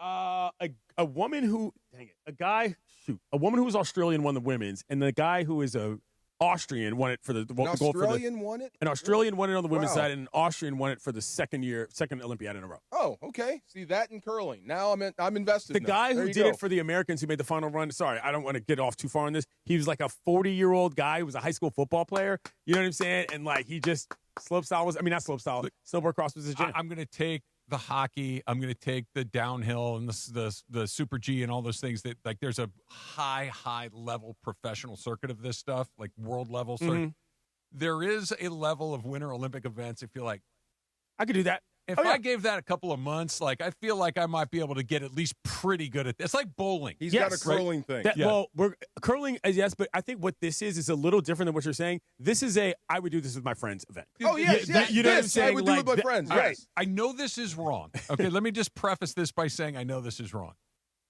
I also kind of sort of believe that if you gave me a year, I could become a professional bowler. Okay. You think? Okay. I don't disagree with that. I would at least be in the mix. In the mix? Okay. Yeah, I wouldn't be the best guy, but I would go from a guy right now. Like traveling the country or traveling to California? Here's what I'm telling you. Like right now, if you and I walked upstairs to Lucky Strike and bowled, I would bowl about a 130. Okay. I'm probably at about 125. I'm not a good bowler, but I think I could figure it out. Give you a year, like sponsor you and train you as a bowler. You could never ever get me to a point where I could hit a major league pitcher. It doesn't happen. or where I could block an NFL defensive lineman. But bowling, it's just you and the ball and the pin. Bowling, curling. Curling is a drinking game. Of course it is. At its core. Like that's that's how it was invented. They only upscaled it for later years. Here's the tell. Bowling, darts, curling, all of these cornhole. If you're only using one hand, it's telling you what the whole thing is. So your offhand has got a cold beer in it. This is a different discussion, though, from snowcross, though. Oh, my Because snowboard cross is just all out that's down fine. the mountain. I would love to do that. What I'm saying is exactly. anything, the participation element is something I would love to do. You got one free hand in the sport you're doing. That was guys sitting around drinking beer and saying, I can hit that target quicker than you can. I'd sponsor you like Rocky one year. Let's make some money. Let's go. Check out snowboard cross next time you come I'm around. hooked. Yeah, it's fun to watch. I'll be going downhill. Yeah. All right, I want you guys to listen to this. This is Dodger president of baseball operations, de facto general manager. I no disrespect to Brandon Gomes, but he's the guy that's in charge of what's going on the field with Dan Lebitard. And there's a couple of things in here that I think are really, really interesting. I mean, I guess a couple of things. One is we are an incredibly healthy organization right now. We are doing really, really well off the field. And it was 12 years ago, 13 years ago that this organization was in bankruptcy. And so as an organization, we are in a very, very healthy spot. And we feel in a real connection and partnership to our fans. And that commitment to pouring it back in and doing everything we can to win a championship and bring a parade through the streets of Los Angeles. And so it is that partnership that we have with our fans that is a real driving force. And I just like the counterfactual to what, or the counterpoint to us having an aggressive payroll is the people who are upset by it just want our owner to pocket more money. Like, I don't understand the other side of it. We are investing in our team in a way that with where we are, the core of talent we have, we're not being flippant about it that, hey, this will just happen forever. Obviously, we are doing all we can to keep one eye on the present and one eye on the future, and to be as good as we can be for as long as we can. But we are in a really special moment in time with the core group of players that we have. And our mindset is to be aggressive, to kind of back that up and do everything we can to win a championship in 2026. All right. So when he said that the connection and the partnership that they have with their fans, I think this is part of the thing with the Dodgers that gets lost a little bit. Is it, no matter what team you root for, no matter what sport you follow, isn't this what you're hoping your owner will do? Which is go out and find the best players available, pay them a wage that makes them very unlikely to say no to coming to your team, and then take that money that comes in because your team is very good, that you have unlocked some resources in somewhere else, in the case of the Dodgers, Japan, with Ohtani and Yamamoto and these guys. Okay. And then take the vast majority of the money you make and put it into your experience in the ballpark, into player payroll. Like, the Dodgers spend the second highest amount of their revenues on payroll. Only the Mets spend more.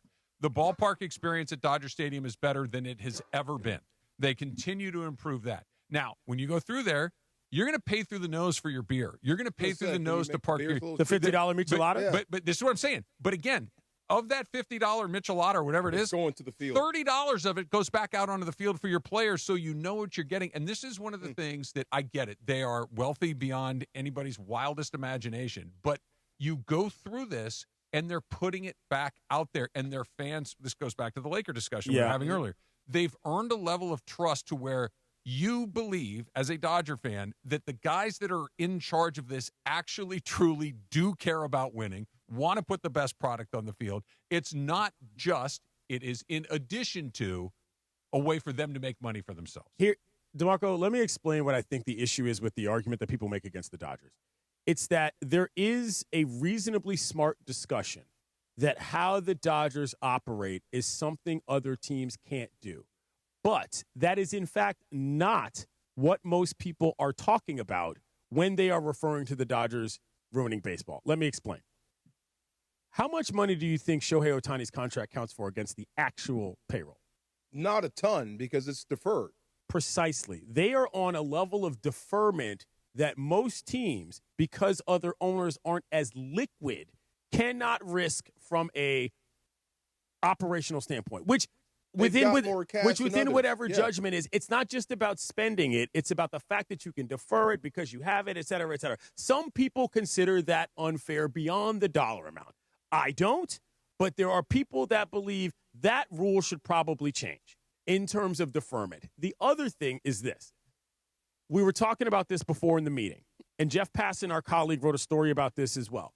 A guy like Kyle Tucker, what the Dodgers can do that other teams can't do is miss for that amount of money potentially, and that's something other teams can't do. I think that's the biggest advantage. So while it's not miss for that amount of money, Kyle Tucker is a very good player. Yeah, Kyle Tucker is not $40 million worth of player to most franchises in the big leagues. And so the notion of, oh, well, they can just kind of pay outrageous amounts for anybody, people view that as the problem. It is not simply, y'all got the most cash, therefore it's easy to get the players. And so there is a nuance level to the discussion that I think Travis understands and I understand, but the average baseball fan does not, in fact, understand. But if you can do what other people can't, that doesn't seem fair. Again, that is the argument, but most people don't, in fact, know how to orate that because, in fact, they're just saying, oh, y'all are so rich, you don't even have to bother with anything. You're just paying out the nose. And like, no. But that's not it. They are at rich all. and they are paying out the nose, but they're also reinvesting in the product so they can keep the wheel turning. Correct. And this is every one of these guys that owns all 30 of these teams has a net worth that starts with a B.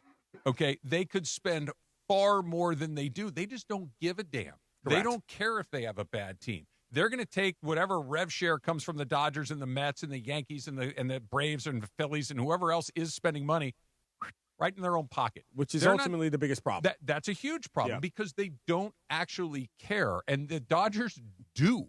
And the reason that they keep doing this, and Rockies, I agree with you. Pirates, Nationals, Marlins. Half the league, practically. Arguably the Rays, the A's. Their owners own baseball teams and do not like baseball. They look at them as asset investments for the land and for the appreciation over time as a result of how teams like the Dodgers, the Mets, and the Yankees add to the value of the league. I have always said this is my biggest problem with baseball. You have owners that do not, in fact, like the sport. Yeah. It's a problem. The Dodgers are not the problem. They are not. You would want your – look, let's use the Pirates as an example.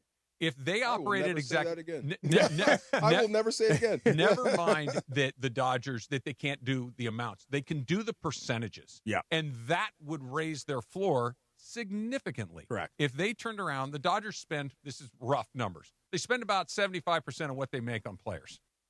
The Pirates spend about 20% of what they make on which players. is outrageous. It's ridiculous. Like that's if they the just problem, spent right? 70, it's malpractice. Now the Dodgers spending 70% of $5 billion is different than spending 70% of $50 million. $50 million, but it's still way more than what they're doing right now, and that's I think is much of it. And they're doing exactly what every team fan of a team would want them to do.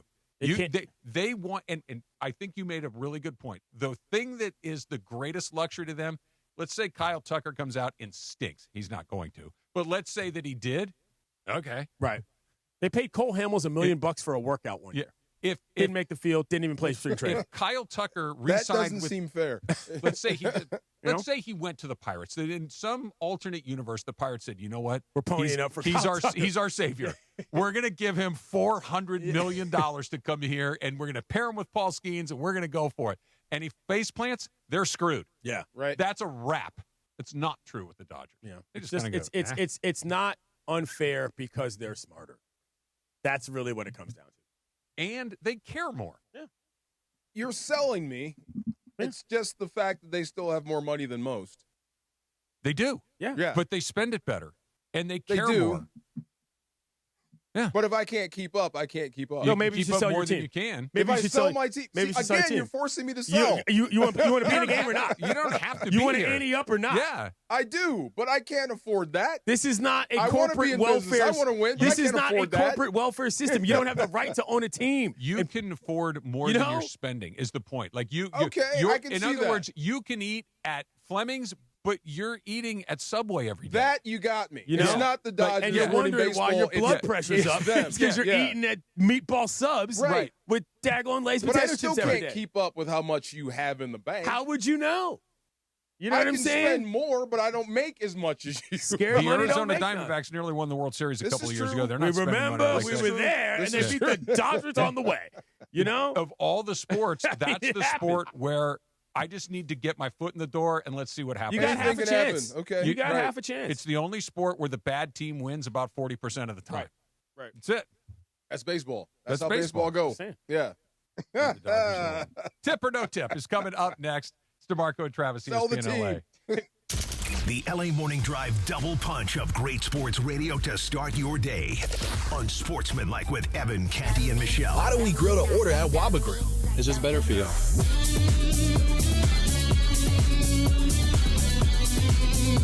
Download the Waba Rewards app or order online at wabagrill.com. Waba Grill, it's for you.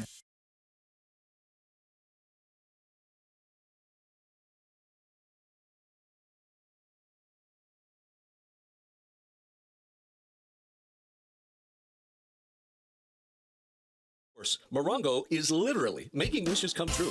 No joke. Now your top reasons to visit Morongo. Lion dancers will be loose on the casino floor, bringing luck, rhythm, and roaring good times the 20th and 21st. Number 2. Win up to $2,000 cash playing Lunar Fire Feast Hot Seats, Fridays 5 to 11 p.m. and Saturdays 6 to 11 p.m. And the number 1 reason. We're giving away a Ford Bronco on the 27th. Morongo, good times. In Los Angeles, it's not about closing deals, it's about opening partnerships. At ESPN LA, we're hiring audio play-by-play and digital marketing consultants. People who build relationships and create custom solutions powered by ESPN LA and the biggest teams in the city. This is where brands connect with fans who care. Competitive pay, full benefits, unlimited upside. Open your next partnership. Apply now at goodkarmabrands.com/careers. Mason in Ireland. I'm going to do something today, just because it'll be interesting. What? The OGs of LA Sports Radio.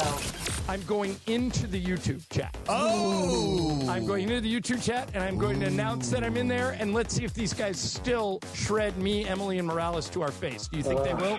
They probably will. Here's my first entry into the YouTube chat. Uh-oh. What's happening, players? What's happening? How are you spelling players? No. It's players. Ireland, you are an idiot. Yes, there, right there. How about this guy? You're not ready for this, Ireland. Would you not call them friends of the show after reading this? They're not really hammering you. J.I., you big dummy. I kind of like it now. Yeah, no, it's fun. Who dresses Mason? Now they're coming for you. What do you mean? This is the thing that... Mason in Ireland, weekdays at noon on 710 ESPN, the all-new ESPN LA app, and live on YouTube. Access to education changes lives. That's why National University provides flexible online and hybrid programs from associate to doctorate degrees. Since 1971, NU was built to serve non-traditional working and military learners nationwide. NU understands the demands of work, family, and service. Each year, more than 130,000 learners trust National University to move forward. Visit nu.edu to learn more. Progressive knows there's no one more important to your team than your pet. They're like your top draft pick. And it looks like Chuck has selected Pepper the Corgi. Bold pick there, Deborah. Yeah, Red Pepper has a high ceiling for sure, but he does have a tendency to bark at every tree. Yeah, he brings a lot to the table, but also takes a lot off of it, especially when it's been left near the edge. Nothing left to do now, but suit him up for the dog park. Protect your top draft pick from injury and illness with Progressive Pet Insurance. Get a quote at Progressive.com. Progressive Casualty Insurance Company affiliates and third-party insurers. Not available in all states or situations. Covered subject to policy terms. And it is the DeMarco and Travis Afternoon Show. 4 o'clock in the Southland. You know what that means. Time for Tip or No Tip. Tip or No Tip. With producer Laura. Tip or No Tip time. Take it away, producer Laura. Thanks, Chris. I was going to say Morales, but, we'll go with Christopher. Christopher Arthur? Christopher. I don't even know what his middle name is. Notice what's changed in the studio. This gargantuan screen is down, so I can finally see Travis. Is that what happened? Clear line of sight. I look good, too, don't I? Yeah. Put it back up. Well played. Well played. All right, guys. Sorry, I'm trying to find my thing, but I was talking to Greg, so, I like it. No. Okay, no. Where is it? You lost it? Yes, yeah. I got it. My bad. Tip or no tip? Laura knows how to operate her laptop. There it is. Yeah. Right. No. With all that yang about read receipts. On red. All that yang about fixing the phone. The issue is I busted a Cappy and have 1,000 tabs open, and that's what happened. Okay. All right, so I came across this on Twitter. A guy posted a review to Chili's, and he said, currently trapped in a Chili's bathroom because they're out of toilet paper. Ooh. I called the restaurant from the stall twice to ask for a refill. No one has came. It's been 15 minutes. My fajitas are probably cold. Yeah. So I will read you the next review, but I want to do this. Tip or no tip? You've been caught in a very similar situation at a restaurant before. Absolutely. What's your next available option? If you're I know exactly what are you going to use? The seat gasket. Absolutely. That's your next option. You go right from there. Yeah, Wait, the what? The seat the gasket. ass gasket. Yeah. The paper seat. The thing that you put down. Oh, well, yeah. The seat cover. I'm assuming that's not there. Well, then you're trying to make. I mean, I'm to the paper 100% towels out assuming there. that's There's one step before that. From the paper towels? Yeah. Okay, so quickly, I'm let's not taking my underwear off. Wait. Let's do something. Okay, that's hold on. Also on the table. Let's do something, gentlemen. Yeah, you are, gentlemen. Yeah. I heard. Cappy brought this up out of nowhere this morning that I happened to be listening to. What do you think he guessed the second option was? Scott Kaplan. Use your hand. He brought this He story brought up? this up randomly out of nowhere, and I just happened to be listening on the way out. And I want you. And he said something that I had not really thought of. It has not been mentioned It's yet. not your hand. Okay. I don't know what. Well, the duck walk to the paper towel dispenser. Strike one. I said hand. Asking the person next to you? Strike two. That's a ball. That's a good guess. That's just the Seinfeld episode. What does he went do? Sock. Sock. Sure. Okay. That's also the same thing. on the list. It's sock underwear is the same move to Yeah, me. also on the list. But Yeah, I've got to think Underwear's at that right point, there. Yeah, the yeah. only carry way your I'd go underwear. Right sock, Laura, is if I took off both. I can't be one socking it around for the rest of the day. Yeah. That's awkward. But you know, gotta you go throws MacGyver. off your Well, I'm gonna equilibrium. put the second one in my bag in case something else comes In up. case I have a second up, a second blow up. That's. Oh no, I've told you. I had never thought of sock before. All right, quick story. So, Uh-oh. second time I've talked about this thing. So when I was in Russia that same summer. Okay. So we'd spent about a week in Moscow. Food in Moscow, not great. Okay, we'll just say not great. So we were basically subsisting on your whatever snacks you had bought. And most of the snacks at this point were things like Slim Jims and nuts. Ooh. Okay? Oh, yeah. Okay. So imagine you're eating just basically Slim Jims and nuts for about a week. That's pretty slick. Okay? So the plumbing kind of stops. Okay? Sure. Now you get to, we're at the Hermitage Museum in St. Petersburg, Russia. It is a Fascinating world-class museum, one of the finest art museums on the face of the earth. All of a sudden, all of that needs to go. DEFCON 1. And so Bombay doors are open. Find the person that speaks English. I'm saying, hey, I'm looking, the restroom or whatever. I watched Crimson Tide. I watched Crimson Tide the other day. Banyo in Russian does not get you what you're looking for. I know. Right. Find the place I'm looking for. Open the door. Not trying to be gross here, but this is a little gross. Just bear with me here. There's a hole in the ground and 2 bricks. Right. One on each side of the hole. On the ground. I'm familiar with how European bathrooms work. Put your heels up. Oh, Yeah. okay. Okay, got you. When I tell you there's a hole in the ground and 2 bricks, that's it. Yeah. I can't The look VC, around. the WC. I can't look around for the other stuff that I'm going to need in about 5 minutes from now. Couple other products, right? Okay. Just a hole in the ground. And I can't look at you when you say I need to get this out of here. Right. So I do. I get it out of there. And then after the cold sweats have subsided, after I finally caught my breath again, I look around and I'm like, uh-oh. Oh, boy. There's nothing in here. When I say there's nothing in there, there's nothing. They don't wipe in Russia? In there. I don't know if it's assumed that you bring your own. There was nothing in there. So this is the scenario we're talking about. The first move was underwear. Chonies off. There you go. And we're tearing them into strips. There you go. Right? So you're the schwanz is exposed. You're literally taking it from the hole and ripping it into pieces. Right there. And now you're like, okay, how many pieces do I need? You only get 4. Right? Yeah. And so you are really maximizing your pieces. You better, yeah. And so piece 1, down the salad hole. is out the window. Piece 2, piece down 1, the hole. fold, and use it as much as you can. Right. I'm down to the 4th piece, and it's getting close. Like, I don't know if we're going to make this or not. And you get to the and thankfully the 4th piece did the trick. Okay. You're buying me dinner tonight. And there you go. It And was you're so going commando. I sympathize with Chili's man. Oh my God. Okay, I just told DeAndre this is not where I thought tip or no tip was gonna go, but I actually love it. Yeah. Women always I learned that you have to, when you enter the restroom, just grab a few napkins because you never know. Before you go in. Before you go in. Never that's know. Good plan. Also, because we have more stalls than the men's restrooms, usually for the most part, there's a girl in there somewhere. And if you don't have it, hey, girl, can you bring me some toilet paper? They usually will be nice and do it. But I've never thought of a sock, the undies, like, y'all are just wild. It is a responsibility if the guy next to you says, By the way, I'm out. Speaking of this, you know what they have at LMU? What? They have, like, multi-gender, gender-neutral bathrooms. Multi-gender, meaning gender like neutral. they're not just gender neutral on the outside. It's like you go in and there's like 3 gender neutral ones, and then there's an actual room for urinals. And then there's like actual toilets. It's the most interesting thing I've seen. It works fine. I've never quite understood like the men's like in your house everybody uses No, the same I know, bathroom. but they're also single-use bathrooms. This is like a room with it's very interesting. The only reason I thought of that is because I thought like, could you go cross-gender lines for that request should you so need?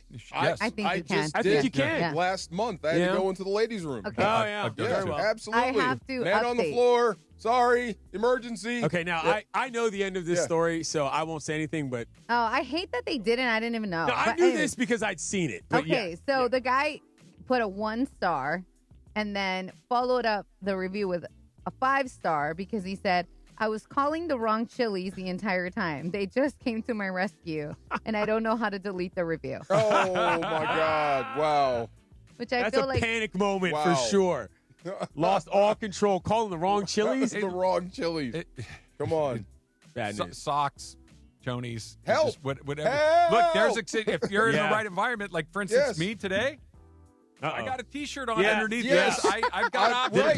People always get got on me for wearing options. multiple layers. Yes, you sir. never ever. You never know. Just- you never know. just take them in before. You guys want me to sneak That's in one better. more? Yeah, do it again. Yeah, for All sure. right. The Chicago Bears are one step closer to potentially building a stadium in Northwest Indiana after Indiana lawmakers unanimously passed a bill that would create a special stadium authority to help finance the build of a new home for the team. The Bears released a statement saying that if the bill is fully approved, it would be a meaningful step forward in their stadium planning efforts, though nothing is official yet or finalized. But tip or no tip, we will see the Chicago Bears outside of Illinois, outside of Chicago. Looks that way. So what do I say for yes? Tip? Tip. I was on Clinton and Friends this morning with Courtney Cronin, who covers the Chicago Bears for ESPN, who is also from Chicago and has been all over this story. If you've been watching SportsCenter this afternoon, you have seen her discussing it as the news broke today. I was given the impression from Cece that this was more likely to happen than not for a simple reason. The Bears are low-key broke. The Bears cannot afford to fund their own operation where they want to, and they are thus beholden to a jurisdiction that is going to up front say, hey, we'll cut the taxes, we'll build the infrastructure, just come on down. The Chiefs got a sweetheart deal in Kansas City, Kansas along this regards, and people in Kansas are pissed. Big time. Not the case in Indiana. Northwest Indiana, considered an exurb of Chicago, not that much farther away from where Soldier Field is than the other site, Arlington Heights, that didn't work out. I think this is going to happen. Yeah, that's kind of where I was going to land on it. It's just that this could be one of these things. They're the Chicago Bears. They're just not in Chicago. I mean, this happened to the Commanders. The San Francisco 49ers. Yeah. San Francisco 49ers, both of the New York both the New York teams play in New Jersey. Exactly. Like the Commanders play in Maryland. Right. Yeah. It's just one of those things. They're going to be the Chicago Bears. They're just not going to play in Chicago. They're going to play in Indiana, which is like, the Los Angeles, technically they're in Inglewood. It's like, it's more of a, and it's a little weird because it crosses state lines. Also, it feels a little different. They're a charter NFL franchise. Yeah. How can the Bears be low-key broke? What have they done wrong? I mean, listen. They're not paying 6 head coaches, are they? They're not like the Raiders. Yeah. It's more of a thing of the people of Illinois just don't think they're worth it. The Bears? Again, I mean, have you? The Bears. Have the Bears been walking through that door with Lombardi trophies left and right? No, it's been a while. 85 was a long time the ago. The Bears can barely get a decent signal caller for a generation. This is true. Folks are fed up with that. They just say, hey, look, how about no? Wow. It feels weird to say, no, they never, but the teams move all the time. I know. That's what's weird. Like the Rams were gone for 22 years. They left L.A. The Cardinals used to be in Chicago. That's what I mean. Right. Teams move. Like there are a very small group of teams that would be stunning if they left. The Steelers. I would have thought the Bears were on that list. The Bears were on that list for me. But maybe, like the Yankees, the Cowboys. I'm surprised. Like Illinois has an apathy for the Bears. How? That's your whole identity is the Bears. Enough Rex Grossman and Jay Cutler. This is true. That would turn you you off. will find yourself saying, I ain't paying taxes for that. You got a good one That's now, the other though. thing. It may not be that they have apathy for the Bears. It may be we have larger fish to fry. Right, exactly. And that could be true. I would love to have a state-of-the-art stadium, but I'd also like to send my kid to a public school. Precisely. It could be good snow removal. Yeah. It doesn't necessarily have to be that they don't give a damn. It's they give more damns about something else. Smoking Jay Cutler. That was pretty fun. Love that guy. Smoking Jay Cutler was pretty fun. All right, so we're gonna do it again, aren't we? Giannis, the Lakers. It's coming up next. It's DeMarco and Travis, ESPN LA. The home of the Lakers, and now the home. Don't miss the countdown to kickoff, presented by BMO, official bank of LAFC. Saturday at 5:30 p.m., it's the debut of Countdown to Kickoff, presented by BMO. Let's go. Who's ready for LAFC's season opener versus Messi and Inter Miami at the Coliseum? I sit down with LAFC defender Ryan Hollingshead. Plus, Angel City FC is right around the corner. Join me Saturday at 5:30 p.m., leading you straight into LAFC pregame. BMO presents Countdown to Kickoff, hosted by Mario Ruiz on ESPN LA.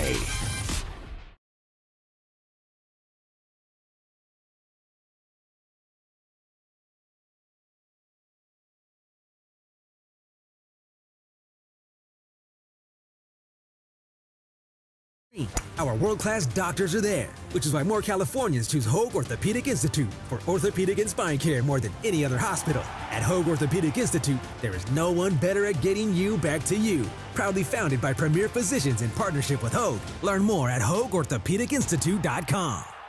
This is a test of the emergency alert system. This is only a test.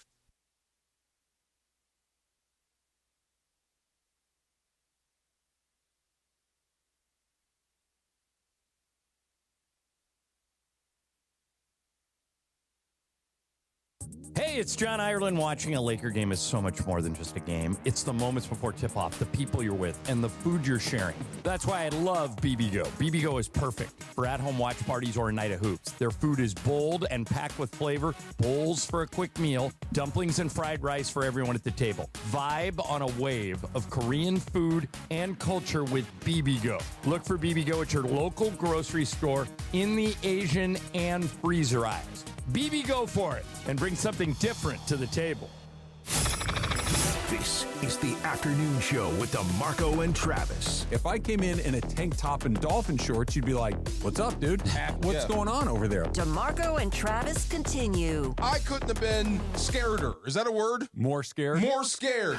Back to the guys. How can you say no to Giannis? What's wrong with you? He's so good. He flies. He dunks. Oh, when's the last time you saw him play? He plays play? defense. When's the last time you saw him play? He's a leader. It's been a minute. Why are you going to pay Giannis Hold on, when's the last time you saw Giannis play? LeBron, you're going to be in the same situation. It's been a minute. Would you want DeAndre Ayton as your center? Exactly. Want him before he counted. Yeah, I mean, exactly. That's a different I want better. Wait, Giannis is not a 5. He's not playing a 5 not either way. center. The big dude in the middle. You know what I mean? Stop it. Okay. Come on. See, this is he wants to come, is he's what the coming. Lakers front office sounded like. Yes, for the I past know. 8 seasons. This is all I know. Yes. They say, LeBron, what do you want? That's how it went. Am I wrong? Pretty much. Am I wrong Pretty here, much. Travis? No, you're right. I don't think. You're right. That's why when his opt-in at the end of last season and the Lakers went, yeah, go ahead. That was like that was the first time you're like, ooh, it's happening. Yeah. We're finally making decisions that make some sense as opposed to what you just described, which is what do you want to do? Now, that being said, I think that there is an argument, and DeAndre, I know you made this on Lakers Talk Daily, that you do not think that the Lakers' next move should be to try to go get Giannis. Correct. Let me ask you You're this. wrong. Hold on. What would the path actually be toward that acquisition for people like me who need to see it as an example and not just conceptually in terms of what it would take to acquire Giannis Antetokounmpo on the Lakers roster? So if they were to try to go out there and try to get Giannis, that you're telling me that they are not buying in on the duo of Luka and Austin Reeves. Okay. Because essentially what everyone's ideal roster is pairing Luka up with Austin Reeves. Well, Austin Reeves is going to be extension eligible for 5 years going into this offseason. So that's a real hurdle. That is a real hurdle that the Lakers are going to have to see, and that's the route that they want to take, because he's going to take into the cap space. With the Lakers have $50 million going into this offseason. Okay. If you're telling me that they're going to go after Giannis, that's telling me that they're not looking to extend Austin Reeves, and they're going to look to offload of the 3 first-round picks that is going to be unlocked and tradable going into this offseason. So they're telling me that they're not looking to care about their future draft picks, and they're not caring about the 2026 first-round pick that they're going to have. They're punting on their draft picks, and they're going to go all in on the Luka Doncic and Giannis experiment. Are you paying attention to Marcos? I'm listening to him. Okay, because that was He's for not your swaying me at all. education, as we like He's to say. not swaying me at all. So you're willing to punt, literally. Yes. On Austin Reeves? Like what's Yes. his name for the Patriots? Down whatever amount of points in the fourth quarter at the 40-yard line, you're punting. You know what I'm saying? Not going forward on fourth down when you've got a chance. I just like the fact that you could have Giannis and Luka together. I would love to see that. And I get it. It didn't work before with what's his butt? Okay, so that's, again, I mentioned that because it was with Damian Lillard. Damian Lillard, thank you. It's 2 different types of play style as far as Damian Lillard. For sure. Damian Lillard is a guy who has 2026 3-point champion, Dame Lillard? Unlimited range compared to Luka Doncic, who has a little more wiggle room. He has a lot more size and likes to get to the basket. Damian Lillard is a lot more off the dribble and likes to get in that type of range. Yes. It's just different types of personalities. And it actually came down to this as far as Giannis is a very, very big ego. Especially he's exploited a lot of that this season. He has voiced a lot of his frustrations with this Milwaukee Bucks team. A lot of especially he could with be more of a jerk if he wanted to, but that's not how you gauge that though. When you're trying to reestablish a culture on a team that already has a star, that's a he could real say personality he factor. wants out of Milwaukee. He just hasn't done it because he doesn't want to be the bad guy. He said 9,000 things in the last 8,000 days. What I'm saying is that if he comes to L.A. after wanting out of Milwaukee, and it's like, oh, it's the Giannis show now, simply because he's bigger physically than Luka, and you don't have that organized off the rip, that's dangerous I don't think it'll be to me. If Giannis comes here, I wasn't expecting it to be the Giannis show. It'll still What be were you expecting? It'll still be the Luka show with Giannis. But you're in the same situation. Are you so sure about that, Travis? That you're in now. That's what I assumed it would be. I think this may be an oversimplification, but this is how I see it. Mm-hmm. You're basically just running it back with a younger LeBron. Yes. You're kind of doing the same thing again. You're But swapping without Reeves. No. Let me finish. Okay. You're running it back the same way with one less good player. Right. Which now, hold on. I think there is a very strong case to be made, and I believe that DeAndre made it, as to why it's not a great fit. I think they might do it anyway. I think that this kind of goes back to what we were talking about at the beginning of the show, that just the star power of that. So I've swayed you. Well, no, I think this is a very specific example of, because there isn't a scenario where this doesn't work. I think that if yes, you have there is. No, I said that wrong. No, hold on. You're right. Sorry. I said that wrong. All right, my bad. There is. Okay. What I meant to say was I said that poorly. Okay. What I meant to say was there isn't no. How do I want to say this? This isn't guaranteed to fail. Where there's no there's no route to success. That there are versions of this where it does work. Now, it may be a very narrow path the way that we're talking about. I don't think I would do it. I think that if the options are Luka, Giannis, and we'll figure it out from there, or Luka, Reeves, and a non-LeBron. And can't defend anybody. No. Hold on. You're going to go get defenders. You're going to go get guys that can shoot. You're going to go get With more your athletic. $50 million. You're going Let's to not take forget the that. That $60 number million matters. that you would be giving to Giannis or thereabouts, and we're going to spread that out to create a basketball team as opposed to a highlight show to win the press DeMarco conference. doesn't care. Not at all. And the question is, not even a little you bit. want to dap it up with Giannis on the Cappy Lappy is what you want to do. Do the Lakers pick and care? roll. Yes, that's the question. And this is where I said, whatever makes the boat float for this new outfit is going to be fascinating to see, because is this team going to treat the Lakers like, okay, we'll make it the play thing? You know what? This is a huge variable in all of this too. It's whether or not Rob Pelinka gets to make this decision.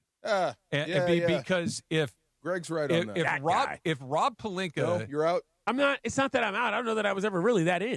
Okay. Once he dealt half the championship team away after the bubble, I was out. Then if he's the one making the decision, I don't think there's any question that he would. No, try it's a to lock do it. that Giannis is coming. Yeah. If he's the one doing it, then there's your answer to what's happening. And it's kind of the opposite of what we were talking about. It isn't the smart people in the room, and I'm not saying that Rob's nuts. No, I'm just it's saying not about that. He's in a different operation. He sees the world differently than I think that brass of new executives does.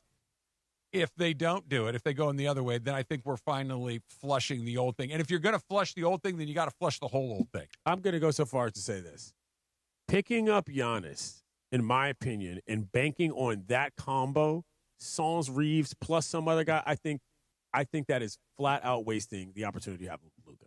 I really do, because you're hamstringing yourself in a way. It's the same dynamic. But you might as well keep LeBron here. You're hamstringing yourself in a way that you just don't have to do. You finally got the chance to open up and look at the rest of the world. You know what I'm saying? You finally got the chance to see what's out there. A whole new world. My God.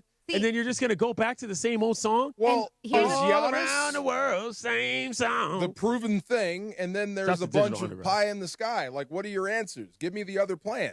Giannis is also a larger risk than a lot of these people because of age and injury element. This is the issue. Never mind the ego thing. I'm willing to put that aside. I'm willing to put aside the idea that Luka and Giannis might have some sort of tete-a-tete in terms of who's the leader of the team. I don't even mind that.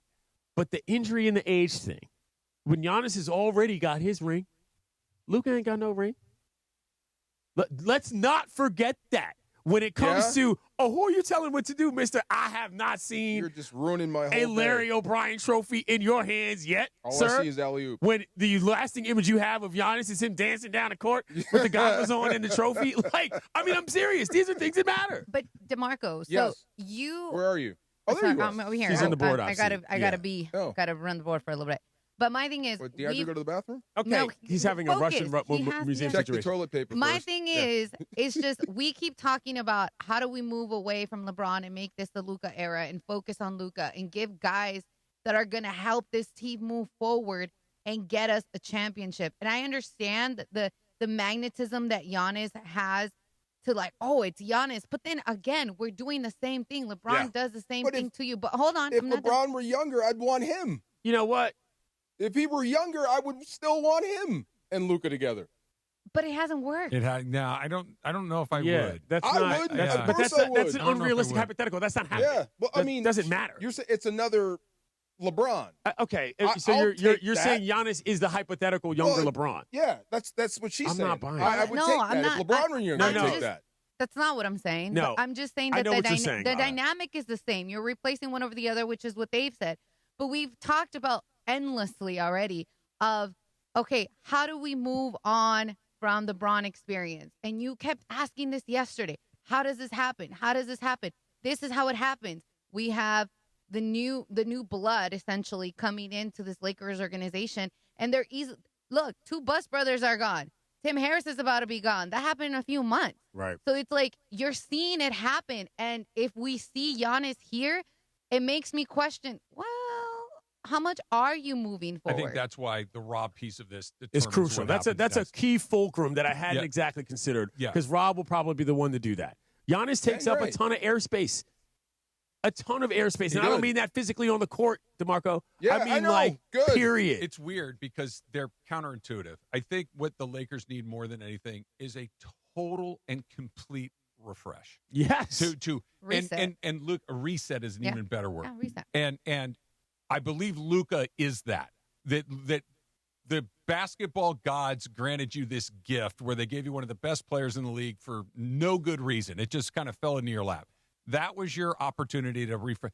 While Giannis feels fresh and new, it's kind of the thing they've been doing over and over and over again. I would take a situation. This is not possible. If I would take, I don't know, Zubats and Lou Dort over Giannis. You know what I'm saying? Like a big who can move and a guy who can defend on the perimeter. Am I making sense here, DeAndre? No, that's a pretty good plan. And these are just random names. I happen to be in love with Zubats, but that's a different story. But like, you see what I'm saying? Like that to me is a smarter build plan than just bam, take the next available superstar. I would love to hear your plans. That's great. That sounds good. Can you actually make that happen? I don't know the answer to that. That's what DeAndre's here for. That's what I mean. Can you actually make that happen? You're Zubats. going to say no to this guy while trying to build your perfect squad and then miss again. But see, this is where I think we get stuck in the mud. Maybe you can't build the perfect squad. Yeah, but that doesn't mean that Giannis is the perfect squad either. It also doesn't mean you don't try. Right. Yeah. It could be where the reset, and I'm stealing that, Laura. I love that line.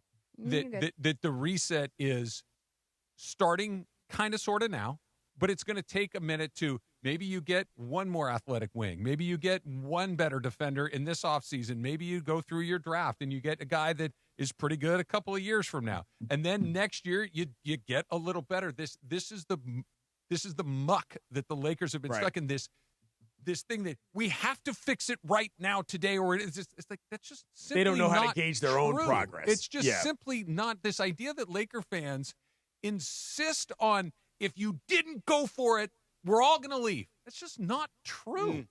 It's not.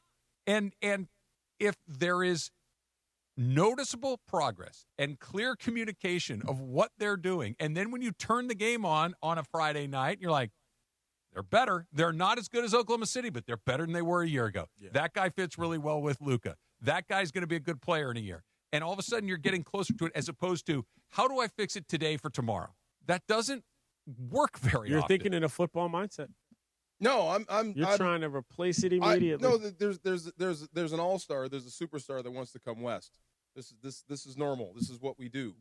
How's that worked out? It's what they did. How's that worked out? Couple championships here and there. Here and there. Shaq got here, right? Once again. Shaq was really young. I'm just here saying. And there. I'm just saying it does Shaq work. Was really, Kareem. It does. No, look, the Lake. You're not Again, wrong. see, you know what? I'm leaving the studio. If we're doing, I'm leaving the studio. What you're leaving Kareem. Why are we erasing the past? Yes. Kareem was playing when TVs were black and white. DeMarco. Right. Come on. This is what the Kareem Lakers never won do. anything in the HD era, for God's sakes. 10 years, we're going to want Wemby, too. Oh what you said, though, I think is the exact wrong thing to say. What's that? This is what we do. Yes. That sentence needs to be thrown in the damn garbage. Okay. This is what we do. What it needs to be, this is the smart thing to do. This is the right thing to do. This is the better choice between these two things. Not just that this is what we do. You're going to wear your IST champion T-shirt tomorrow? You have that? I am. I'm sure you got one. Right, exactly. Those monster rings are just popping up all over the franchise. Big time. They have to grow up is what they have to do. That's a good way of putting it. They grow have up. to make better decisions. Leave my memories You don't alone. need a Chevy Camaro. You need a Volvo.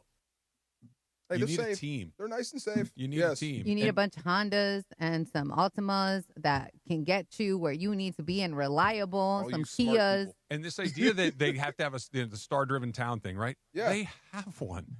They do. They have one. This is not where you're running out where, I love that. and I don't mean to be disrespectful to Nick Van Exel, but this is like you have Nick the Quick catches a stray. The guy excellent. I love Nick. One of the 4 or 5 best players in the league. I know what you mean. They didn't have that for a while. They had Eddie Jones, they had Nick Van Exel. They were good players, but they didn't. They have. If you were making a poster of the league, you just Luke is on it. Nick Van Exel happens to be one of my favorite basketball players of all time. He wouldn't have been on that poster ever. Luka is. I might have had a Nick Van Exel poster in high school. That's not the poster I described. No. The poster that I described is, here is the NBA poster for 2027. Right. Luka's on it. Yeah. Right? Not Nick Van Exel. Nick Van Exel follows me on Twitter, by the way. That's nice. Is Giannis on that poster? All right. You know what? Can we lock out this I'm just segment saying, so I can I'm go to just the asking. bathroom already? You don't need 2 of them. I'm just you need asking. 1. Just asking if Giannis is on that poster too. He might be. You just want to ham it up with Giannis. You want to be in his social circle. That's what I'm alleging. Just a little bit. This is what I'm alleging. Looks like from he's here on having out. a good time. You want to ride something that I can't describe. I'm joking. That sounded wrong. I think it just that sounded wrong. I His think coattails is what I was getting fits at. better than Westbrook. I know. Yeah. I mean, know. If the standard is don't make the worst trade in NBA history, just saying. yes, it's probably better It's than not that. like a no-go and you did it anyway. Coattails This is what I actually meant, by makes the way. sense. Yes. Riding of coattails. Yes. The sooner we can stop talking about, well, this is what they do. This is how they do it. This is what my dad would have thought. This is just enough Going to make already. the court wider again. Enough already. It's going to be very wide. No, that's what it always is. Think about the interview that was on CNBC the other day, Yeah. right? The question was asked. I was laughing with you. Yeah, not no, I what know you were were. saying. But I want to make the point again. It's this idea that would your dad have liked the sale of the team? Who gives a damn? Excellent question. Who cares? Excellent question. I think he was a great owner. He has not run the team for the better part of a decade and a half. It's like, what are we doing here? Let's make some good decisions. Let's stop doing the thing that would have pleased your dad 20 years ago. It's crazy to me. Look, no one's knocking that Giannis is one of the top players in the NBA, especially what he can do on the basketball court. No one is arguing that. That is not even up for debate. Wait for it. But haven't we seen what the model has been in this era of the NBA? Haven't we seen what the Oklahoma City did? I know they got real, I wouldn't say lucky. They were very fortunate that SGA turned out to be the superstar that he is, because no one at that time, when the Clippers made that deal, everyone was sitting there like, oh, the Clippers won that. They got Paul George. Yep. They got rid of SGA, and look what they're able to do. They got all those draft picks. I understand they hit on a lot of those draft picks because why? They have a really smart front office. A lot of guys in there in that building that know what they're doing. San Antonio Spurs are the same model. They hit on majority of their draft picks. They got Dylan Harper, Stephon Castle, Victor Wembanyama, and they also got what? A veteran in Harrison Barnes. They were able to acquire a guy like De'Aaron Fox. It took time. It was a process. Okay. Yeah. Why? That's what I'm getting at. I'm with you 100%. I'm saying if this is a process and it's going to take time, why then follow along with that process? Why try to get a superstar right now in the offseason where you can actually develop and implement what was successful for Luka Doncic and what they had in Dallas? I know it. I'm with you. I get it. I understand. They ran into a really, really good Boston Celtics team. That's what we failed to realize, is that Mavericks team did a lot in that playoffs, and they overcame a lot. But they had the right structure around him, and that's why they were successful in the Western Conference that year. Here's the other thing, and this is something I think that a lot of NBA fans refuse to understand because they're in their own tunnels with teams they root for. The Warriors are the last team to repeat. Like, it's not like these teams are out here with models that you could say, oh, look how well it worked. They won one. I'm with you. They haven't. Nobody's repeated in this league in damn near 10 years, Marco. Good. These teams with these big players, it happens maybe once. You're not guaranteed to be in some dynastic situation just because you have somebody who you think is going to pair well with somebody. And that's where you've got to think about what the top side of some of these deals actually mean to your franchise and its future. A couple of years ago. Yeah. Where everybody thought, it's happening for the rest of the decade. Didn't happen. Jokic might be the best player in the league. You know, I would say is the best player in the league. Okay, fine. I'm not going to argue with you. Right. But their next best guy is a borderline all-star. But they've got a team. And it worked, and then they've been close. And by the way, if they won the title this year, I don't think it would be but stunned. they haven't yet again. Yeah, right. But it's just there's not. And they're just doing it the one right way. to do it. You need a team. You need a team. You're going to get younger, faster. Wrong. Okay. You just want to be in the club with Giannis. That's really what I it want comes another down to. top 5 player. You want to be in the club with Giannis. Yes. Really Actually, kind of. You're right. I don't want to be in any club with anybody. No, I can tell that. I want to see the team win, man. I want that parade down Figueroa. They give me that.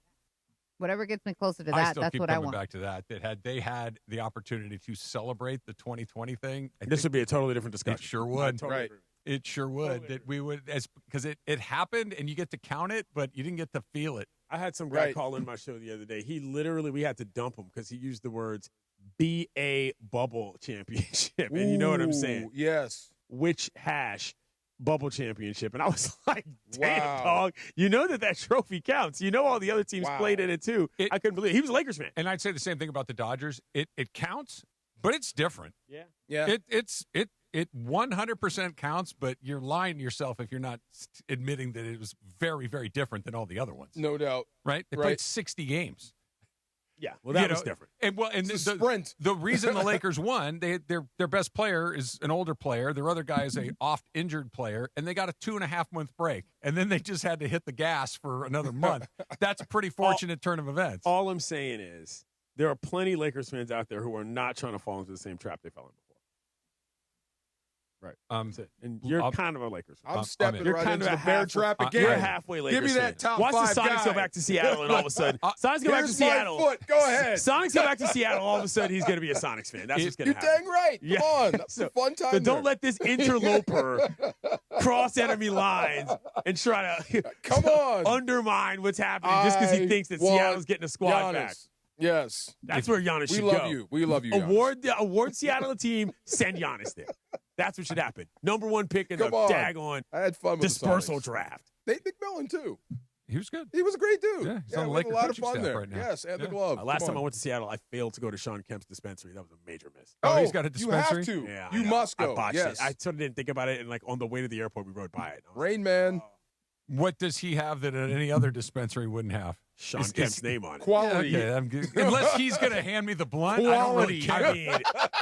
If I could say, what do I give a damn? First of all, Blunt was an upset there. Yeah. Blunt was an upset there. Number one. Number two, I just needed the picture under the sign. There you go. That's what happens. Yes, that's right. That sent DeAndre into the stratosphere. I'm just looking to get high. I don't care who sells me the joint. He's going to pass me the blunt. Sell me is what I said. I feel like there's a 50-50 shot because it's not like he's got a lot going on. If he's sitting back there and putting it in a little brown bag and stapling the bag shut, then yeah, I'll go with you. But I don't give a damn if I get the picture. Definitely in the dream blunt rotation. That's for sure. No, that would be fun. That would be fun. All right, so Denzel, DeAndre's kind of speaking some stuff into existence lately. We'll get into another one of his pet projects coming up next. It's DeMarco and Travis, ESPN LA. Hey, D-Far here. You can treat yourself to Pechanga Resorts Casino's annual wine festival and chocolate decadence on Saturday, March 7th. Yum. Indulge in a day of unlimited food and drinks, including hundreds of wine varieties, gourmet food, and chocolate confections. I am all over that. Plus, enjoy live music as you explore. Amazing item up for grabs in the silent auction. Admission includes a commemorative wine glass. Event proceeds benefit Habitat for Humanity Inland Valley. VIP hour starts at 11 a.m. and general admission at 1 p.m. After you get your fill of sips and sweets, you can play your perfect combination and discover everything Southern California's premier resort casino will offer for you. Non-stop gaming action to award-winning restaurants, live comedy, music, golf, spa, luxury, and so much more. Head to Pechanga Resort Casino, just off I-15 in Temecula. Visit pechanga.com for more info and tickets to the wine festival and chocolate decadence. Cheers and yum. And on this rainy Thursday in the Southland, remember to... Don't miss the countdown to kickoff. Presented by BMO, official bank of LAFC. Saturday at 5:30 p.m., it's the debut of Countdown to Kickoff, presented by BMO. Let's go. Who's ready for LAFC's season opener versus Messi and Inter Miami at the Coliseum? I sit down with LAFC defender Ryan Hollingshead. Plus, Angel City FC is right around the corner. Join me Saturday at 5:30 p.m., leading you straight into LAFC pregame. BMO presents Countdown to Kickoff, hosted by Mario Ruiz on ESPN LA.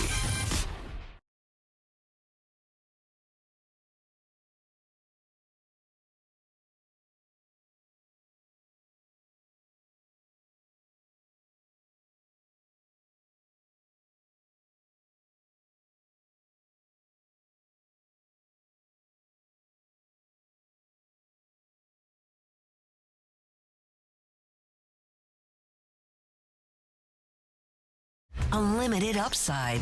Open your next partnership. Apply now at goodkarmabrands.com/careers. The President's Day sales event is on at George Chevrolet, and John Good's going to make you a great deal on every Chevy vehicle. Silverado, Equinox, 2500 HD, Tahoe, Suburban, EV models, all marked down and priced to move. Visit today or shop online at georgechevy.com. Chevrolet, together let's drive. My name is Whitney Allen, and I'm a widow. My husband, Ryan, died. We never thought we'd ever have to use life insurance, but the unexpected happened. With Ethos, signing up was fast and 100% online. You can get a quote in seconds, apply in minutes, and get same-day coverage. No medical exams, and you can get up to $3 million worth of coverage. I'm grateful we were prepared. Get your free quote at ethos.com/game. That's ethos.com/game. Paid spokesperson. Time spent on application may vary. Online health questions required.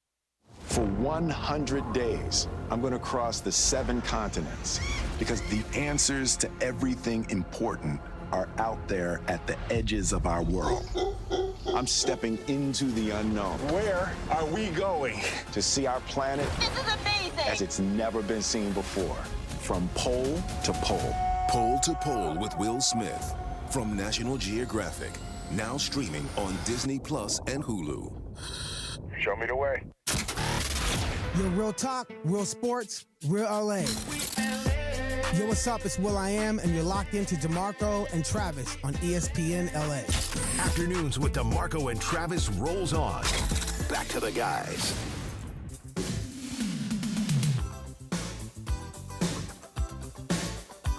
I got the wrong hair curling techniques.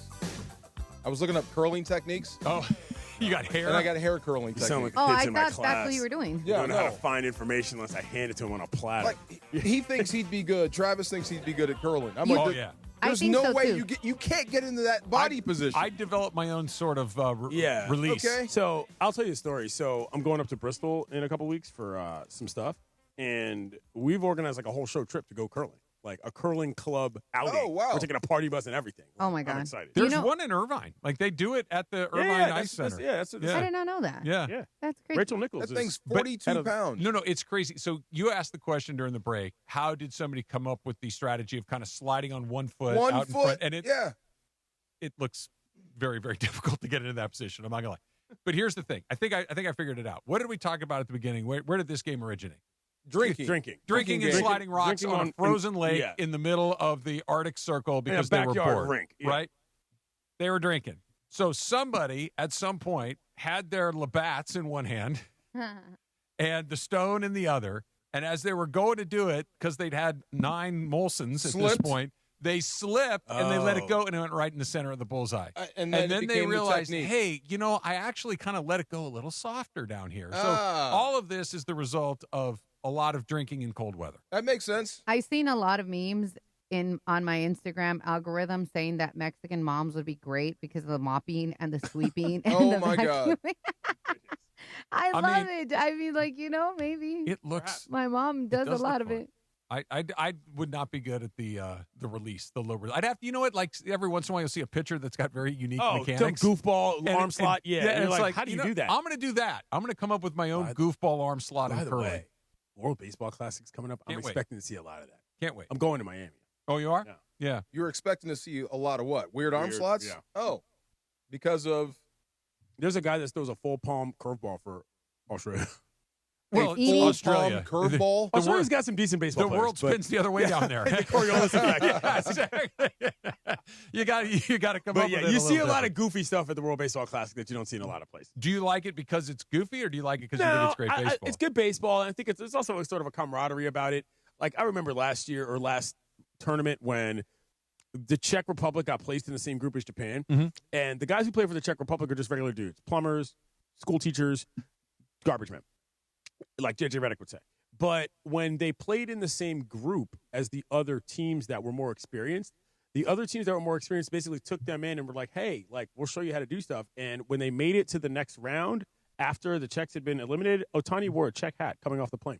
And it was like one of the coolest moments for Czech baseball, period. It's that kind of stuff, that kind of fellowship that I really enjoy about that tournament. Yeah. I like that we're sending our guys finally.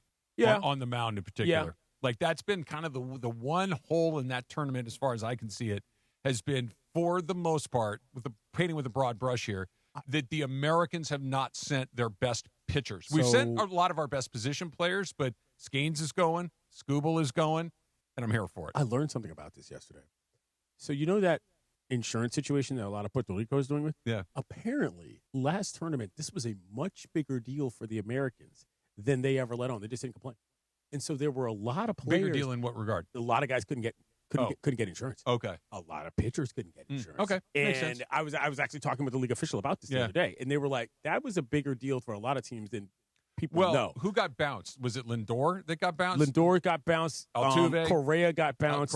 And Javi Baez got bounced. They can't get their contracts insured. In other words, if they went and played in the WBC and got hurt, they'd lose all their money. Oh, okay. Yeah. So they withdrew. They withdrew. Oh, okay. Yeah. Now, that's why Javi Baez Kershaw can't didn't play for pitch other 3 years reasons. ago. But, and so what I'm saying is that that happened to a lot more American players than people realize. Yeah. I'm excited for it. I really am. Me too. And I'll be rooting for Ohtani and Yamamoto. They have insurance, right? Yeah, but Okay. what I'm saying is that there's a lot of this is a whole long story, but all I was getting at was that insurance thing has affected the Americans more than people know. Oh, okay. Interesting. Always insurance companies. Pretty much. It's like if Always I got insurance companies. like Mike Trout, one of the reasons he's not playing is he was having trouble getting insured. And Bingo, I'm like, bango. Mike Trout's got something like $100 million left coming his way, and it's like Makes sense. I'm not risking $100 million Makes for sense. this. Yes. That's an easy call. Denzel Ward, DeAndre, you spoke it into existence. It's already being rumored that the Browns may cut him, release him, move on from him, and that is a very high-level cornerback that may or may not be on the market. They just signed him to a big deal, in 2022? Correct, but Denzel Ward has a $32 million cap hit going into 2026, which is second only to Deshaun Watson on the Browns. That could possibly make him a candidate for Cleveland to be cut, and the Browns will be able to save $20 million. If Greg was in here, I'd say, see, this is what I mean. When you're rebuilding, you can't afford stuff like that. That is a luxury. Yeah. That's why you trade him. That's why you might have to let him go. If he's available, absolutely. The Rams should be interested if that's where you're going. That is a corner you can plug in right now and say, go get that guy, and we'll worry about the rest. And you may be able to spend one of those first 2 picks on the offense. Just give me one for defense because I got him now. Would you have those picks left if you had to go get him? I think it'd be out. If they're going to cut him, yeah, okay. he's they're off going the to cut roster. him. I presume so. Yeah, that's what I mean. Yeah. You can go get him for the right price and then draft another one to develop. Then you got something. Yeah, that would change a lot. I'd definitely be open to that. Yeah. Yeah, he hadn't lost that. He's lost a step, but he's still a really good corner. They just need to get better. Like, I don't know if you need to go from where they were to the best secondary in the league. They just need to go from where they were to the middle of the pack. They got a great coaching staff. They can draft and develop. If you just gave them better talent like him, plus draft another one, it'd be I have fine. a question for you. Number one, do you go to Indianapolis? Yes. You mean for the Combine? Yeah. Not this year, but yes. Number two, what position-wise, and are you saying that this is the conversation, is the biggest need in terms of what you think the Rams Corner. need? Okay, so Corner, this corner, is the corner, but like what I'm corner. saying is that I meant for the draft. Yes. Meaning, like, you're willing to make this the draft selection that is more important rather than just acquisition from, say, another squad. You're looking for defense. You're looking for secondary help, specifically You're fine corner with in the rookie draft. corners. I mean, I know you just mentioned it if you get the other guy. Yes. But if you do not, are you still – this is still the priority? Still fine. Okay. Yes. Okay. Even with him, I'm still looking for rookie corners to draft and develop. Okay. Absolutely. Yeah, you want to restock that as much as you can. Now, I'm with you, but what I would do if there is somebody that they identify as this sort of player, and this guy doesn't exist in a lot of opportunities, but if you could find what they did with Jalen Ramsey is the most attractive thing to me. Here, you take the picks, I'll take the guy. Sure. Like, this is what I'm getting at. Yeah, is that I will take the guy and let you take the picks. And this has been the Rams' history for a while, right? Kind of goes back to what you were talking about with your NBA thing. Like, the risk of college players is real. Like, usually you're going to get a guy that's a pretty good player in the first, but not always. Sometimes you just whiff. Sometimes it just happens. Sometimes a guy that you think is going to be really good is just kind of okay. Or they turn out to be pretty good. Yeah. Obviously. The risk level is what we're referring to. But there's no question that Denzel Ward is really good. Yeah. There's E-Man no... Worry was good for the Seahawks. Gonzalez was good for New England. That's not what he's talking about. I mean, if you're getting guys in the first round within the top 15 picks, sure, chances are they don't bust out. I'm sure there are guys that have that. You know what I mean? But a proven NFL commodity is a proven NFL commodity. Is more valuable than a non-proven When commodity. you get a corner that is approaching 30, they fall off cliffs fast. Yeah, I'm And not then saying you're you got to stuck give with him an a old second guy. deal. Right. Then you're Yeah. stuck with an older guy. Yeah. But I would love to draft and develop. And they've done a great job with that. Yeah. With 6-round picks and making them into starters. I think now I'm give them a throwing first-round guy. every shot I have at this. Oh, all eggs are in said basket? Yes. Okay. Yes, because of Stafford. Yeah. And I believe that they can. They did it once already, right? When they won the Super Bowl and they didn't have any picks and they had a really bad year the year after that, for reasons that are not hard to wrap your head around. Then they were good again right away. Like they kind of reloaded really, really quickly. Separate question, last one, because I'm here to ask questions when it comes to the Rams because of the tremendous work y'all do, and I'm not being funny. Are we in a Winnebago situation for training camp again with Stafford? Winnebago? The stuff on the back. Oh, yeah. The Stay treatment, all that. And I mean, I'm not being funny there, but I remember he was in that side thing or whatever. I think the answer is yes. Okay. Yes. All right. I didn't know if not something miraculous happened, but if maybe he had worked something out. You know what I mean? The Like, MVP, his salary is in the 40s. so they've got to do whatever it takes. And the top of the market is in the 60s. And you need him back. So this will go a while. Okay. Yeah. Okay. And if he misses some camp, okay, who cares, right? Like I don't He feel missed like camp last that's year. what I'm saying. Yeah. Like I don't feel But like people he's also going to be tried to behind act like the this eight was a ball. big deal last year. You know what I'm saying? Where It I was. feel like going into this season, you're like, he's not playing in camp.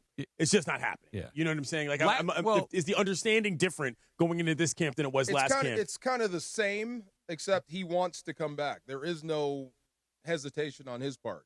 He wants to play football. Do you understand what I'm saying, though? I think felt I do. like last year people were like, ooh, I don't really know if this is going to work. I think it was because of the injury. Yeah, that's what I mean. I think there was, That's what I'm saying. That's out. The injury is what I'm saying. No, there was the question as to can he do it? That's out. Yeah, okay. I think that's done. Okay, But that's all. he's a 38-year-old football player. 37. 30, yes. So, I think by the time we start next year, he's 38. probably Right Right now he's 37. Yeah. So 38-year-old guys, like one of my favorite expressions, because this applies to me. No one used to have a bad back, Yeah. Yeah.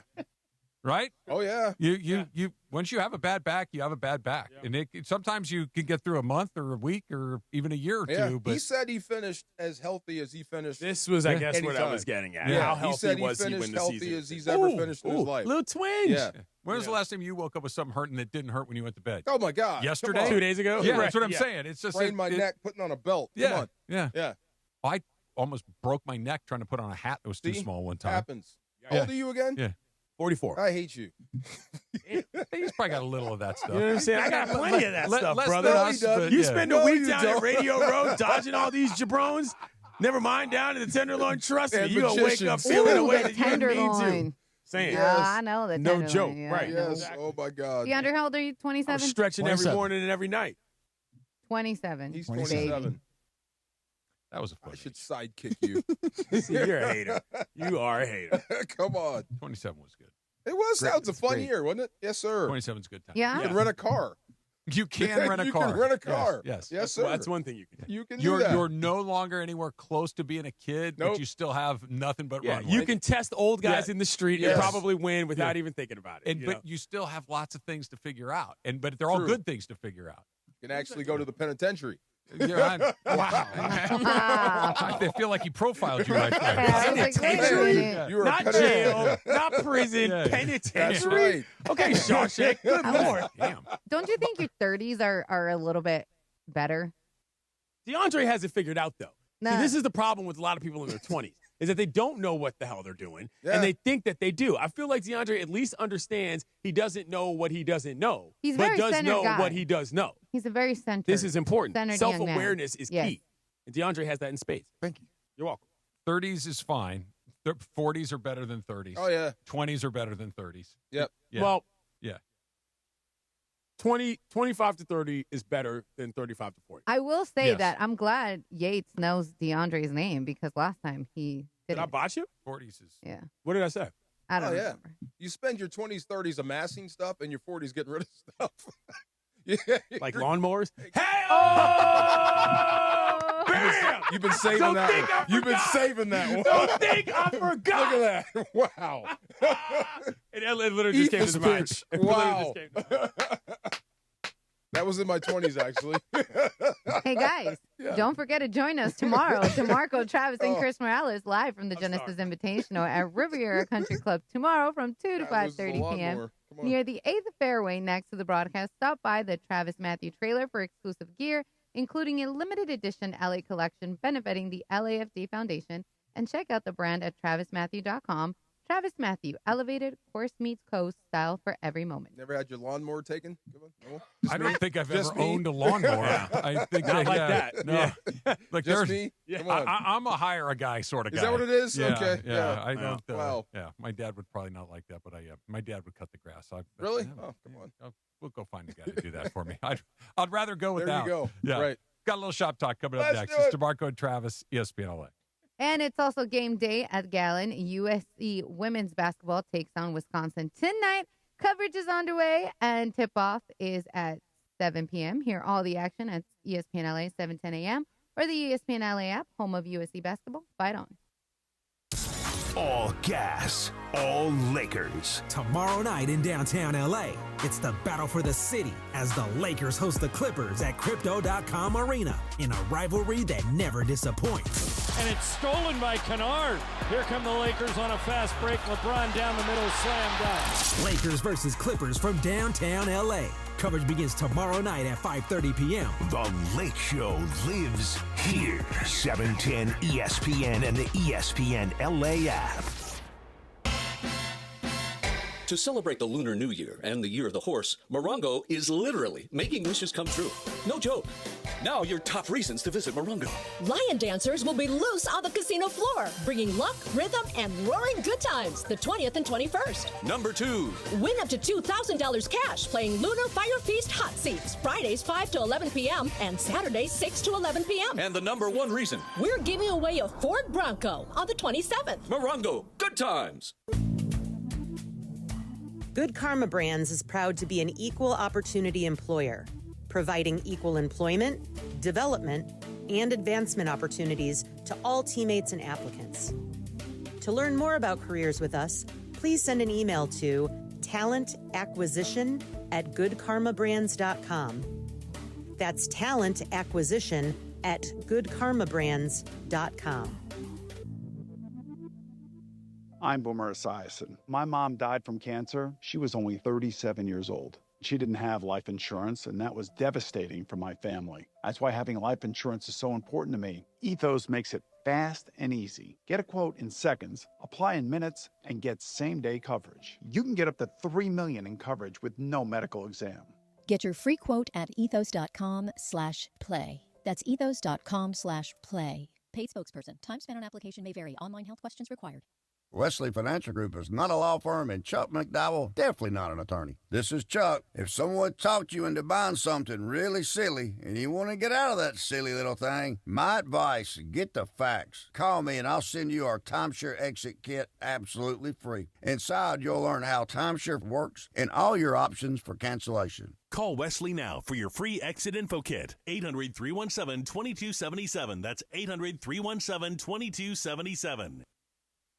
Head to the LAFC versus Inter Miami match early and join the official LAFC Fan Fest presented by Zelle on February 21st from 2 to 6 p.m. Tailgate on Christmas Tree Lane for free with LAFC and partners. Enjoy family-friendly activities, discounted drinks, prizes, and live DJ music. All fans are welcome. Do you owe $10,000 or more in credit card debt or personal loans? With credit card debt at all-time highs, Debt Relief Advocates is urgently notifying consumers of debt relief now being made available, designed to aid consumers with out-of-control credit card debt. Those who qualify and enroll for this relief program will only have to pay back a fraction of what they owe. This is not bankruptcy or a debt consolidation loan. This is a relief program that credit card companies would rather you not know about, as it ends your debt nightmare and saves you lots of money. Consumers owing at least $10,000 in credit card debt or personal loans can now take advantage of this debt relief as the cost of living skyrockets. Debt Relief Advocates has established a relief hotline for you to call to learn what debt reduction you may qualify for, so don't wait. For this free information, call the Relief Hotline at 800-606-8737. 800-606-8737. 800-606-8737. This is going to be fun. I like this. It's DeMarco Farr and Travis Rogers. Isn't it cool? It's so good. Afternoons with DeMarco and Travis rolls on. Hey. Why are you laughing? Back to the guys. All right, I need to start with this one because, Yates, I know that you care about this, and DeMarco's going to look at me like I'm crazy. But you saw the Red Sox botched uniforms, right? Oh, my God. Oh, my God. What happened? What happened? That comes off the line. Stop the presses. Immediately. Hey, print one. Let's see what it looks like. Up, that's wrong. Do it again. Do it again. Change everything. Spread the D and the S further away from the piping down the middle. Okay, hey, that looks better. Let's go. But no, yes. That's How do you guys notice that? Because we have eyeballs that understand design. Really? Yes. Wrong. Yeah, it says Red Sox. That's all it says. Yeah, but or again, Boston. I said it's like if the curls or the horns on your Rams jersey were way too small or way on the wrong part of the jersey, you'd notice it. And you would feel weird coming out onto the field. You'd be like, why does this feel awkward? Oh, right, because my pads are misaligned. She showed me, like, the two jerseys, like, next to each other. And, like, one's wrong, one's right. I'm like, they look the same to me. No. See? Let's get to the real topic that matters. That's wrong. The real topic that matters is that my co-host, Kirk Morrison. Yes. Oh, my God.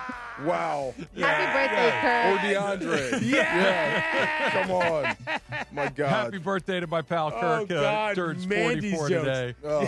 Today, in 1985, Coca-Cola introduced Cherry Coke. Cherry Coke. Okay, now I just sent a message to everybody. Okay. That is my favorite Cherry Coke product on top of the drink. I remember this like it was yesterday. I don't even eat this stuff. But my God, as a child, I was obsessed with Cherry Coke Bubblicious. It was so good. Bubblicious. Yeah. Bubblicious, I didn't care for it in a matter of course. I But was a the Hubba Cherry Bubba man. Coke one was off the chain, dog. That's funny. So I've never good. had this. It looks so Oh good. my God, you missed out. Really? It was so good that my sister would like be really upset with me when I stole it from her. Really? I'd be like, Okay. listen, you cannot expect me not to take this from you every single time I see it. I know you'll remember this. You may. I don't know if they had it in the East Coast or not. I'm sure they did, Yeah. but you might have just missed it because you're a little bit younger than DeMarco and I. Remember those little books you'd get from the grocery store? Your mom gets stamps at the end of the grocery Yeah, store, and of course. you'd fill up the books with the tickets. Yes, Did you sir, ever so have that? familiar with this. Okay, so your mom would you both go buy groceries, and they'd give you a receipt, and they'd also give you like a handful of these stamps. And if you filled up a certain book of stamps, you could redeem them for things in the store. Right. Okay. Yeah. Okay. My buddy Rick and I, we found somebody had thrown all of the stamps in the trash behind the grocery store. Thousands of them. Oh, man. Really? Okay. Goldmine. So we grabbed them all and we filled up all these books. And you know what these two dumb 10-year-olds spent? Literally, this was probably worth hundreds of dollars of actual groceries. I had no idea what I actually had. We bought nothing but Hubba Bubba Bubble. You Good. dang right you did. Good. Yeah. That's Yes, an you excellent did. usage of your time. Yes. Stacks of it. Of course Excellent you usage did. of your time. Yes. Sidebar quickly on Cherry Smart Coke, though, thinking. also. You Yeah. know what I do these days? I don't necessarily go full Cherry Coke unless it's in a bottle. I go like 7/8 Coke, a little hit of cherry, just to flavor it. You know, when Okay, they got just a those little bit. mix machines. The right you know, answer. yeah, Little bit. you know what I'm talking The about. right You answer. know what I'm talking I about. drink- I am a yeah. Cherry Coke I professional. only drink Cherry Coke when I have Panda Express. That's it. That's quality. Never buy it. Never even order it I don't until I go to think Panda I've Express. ever And that's the only bought way it. to go. That's the only, yes. Yeah. The ones that you get that you make yourself are the, Those like are the you best get a ones. can of Coke or a bottle of Coke and you Little cherry add a little sauce. bit of the Yeah, grenadine cherry or juice. whatever. Oh, see that to me is No, that's bush-league. But I That's hear what you're saying. next level. No, because it's exactly what you get it exactly Yeah, the it's amount. the same, Like right. the cherry in the can is overwhelming cherry. I just Yeah. want a hint of the cherry. Cherry Coke Slurpee is also really good. Yes, it is. That's just half the cherry That's and half pretty the much. Coke. Yes, and then you Pretty much. Now I want to slurp. mix it up along the way.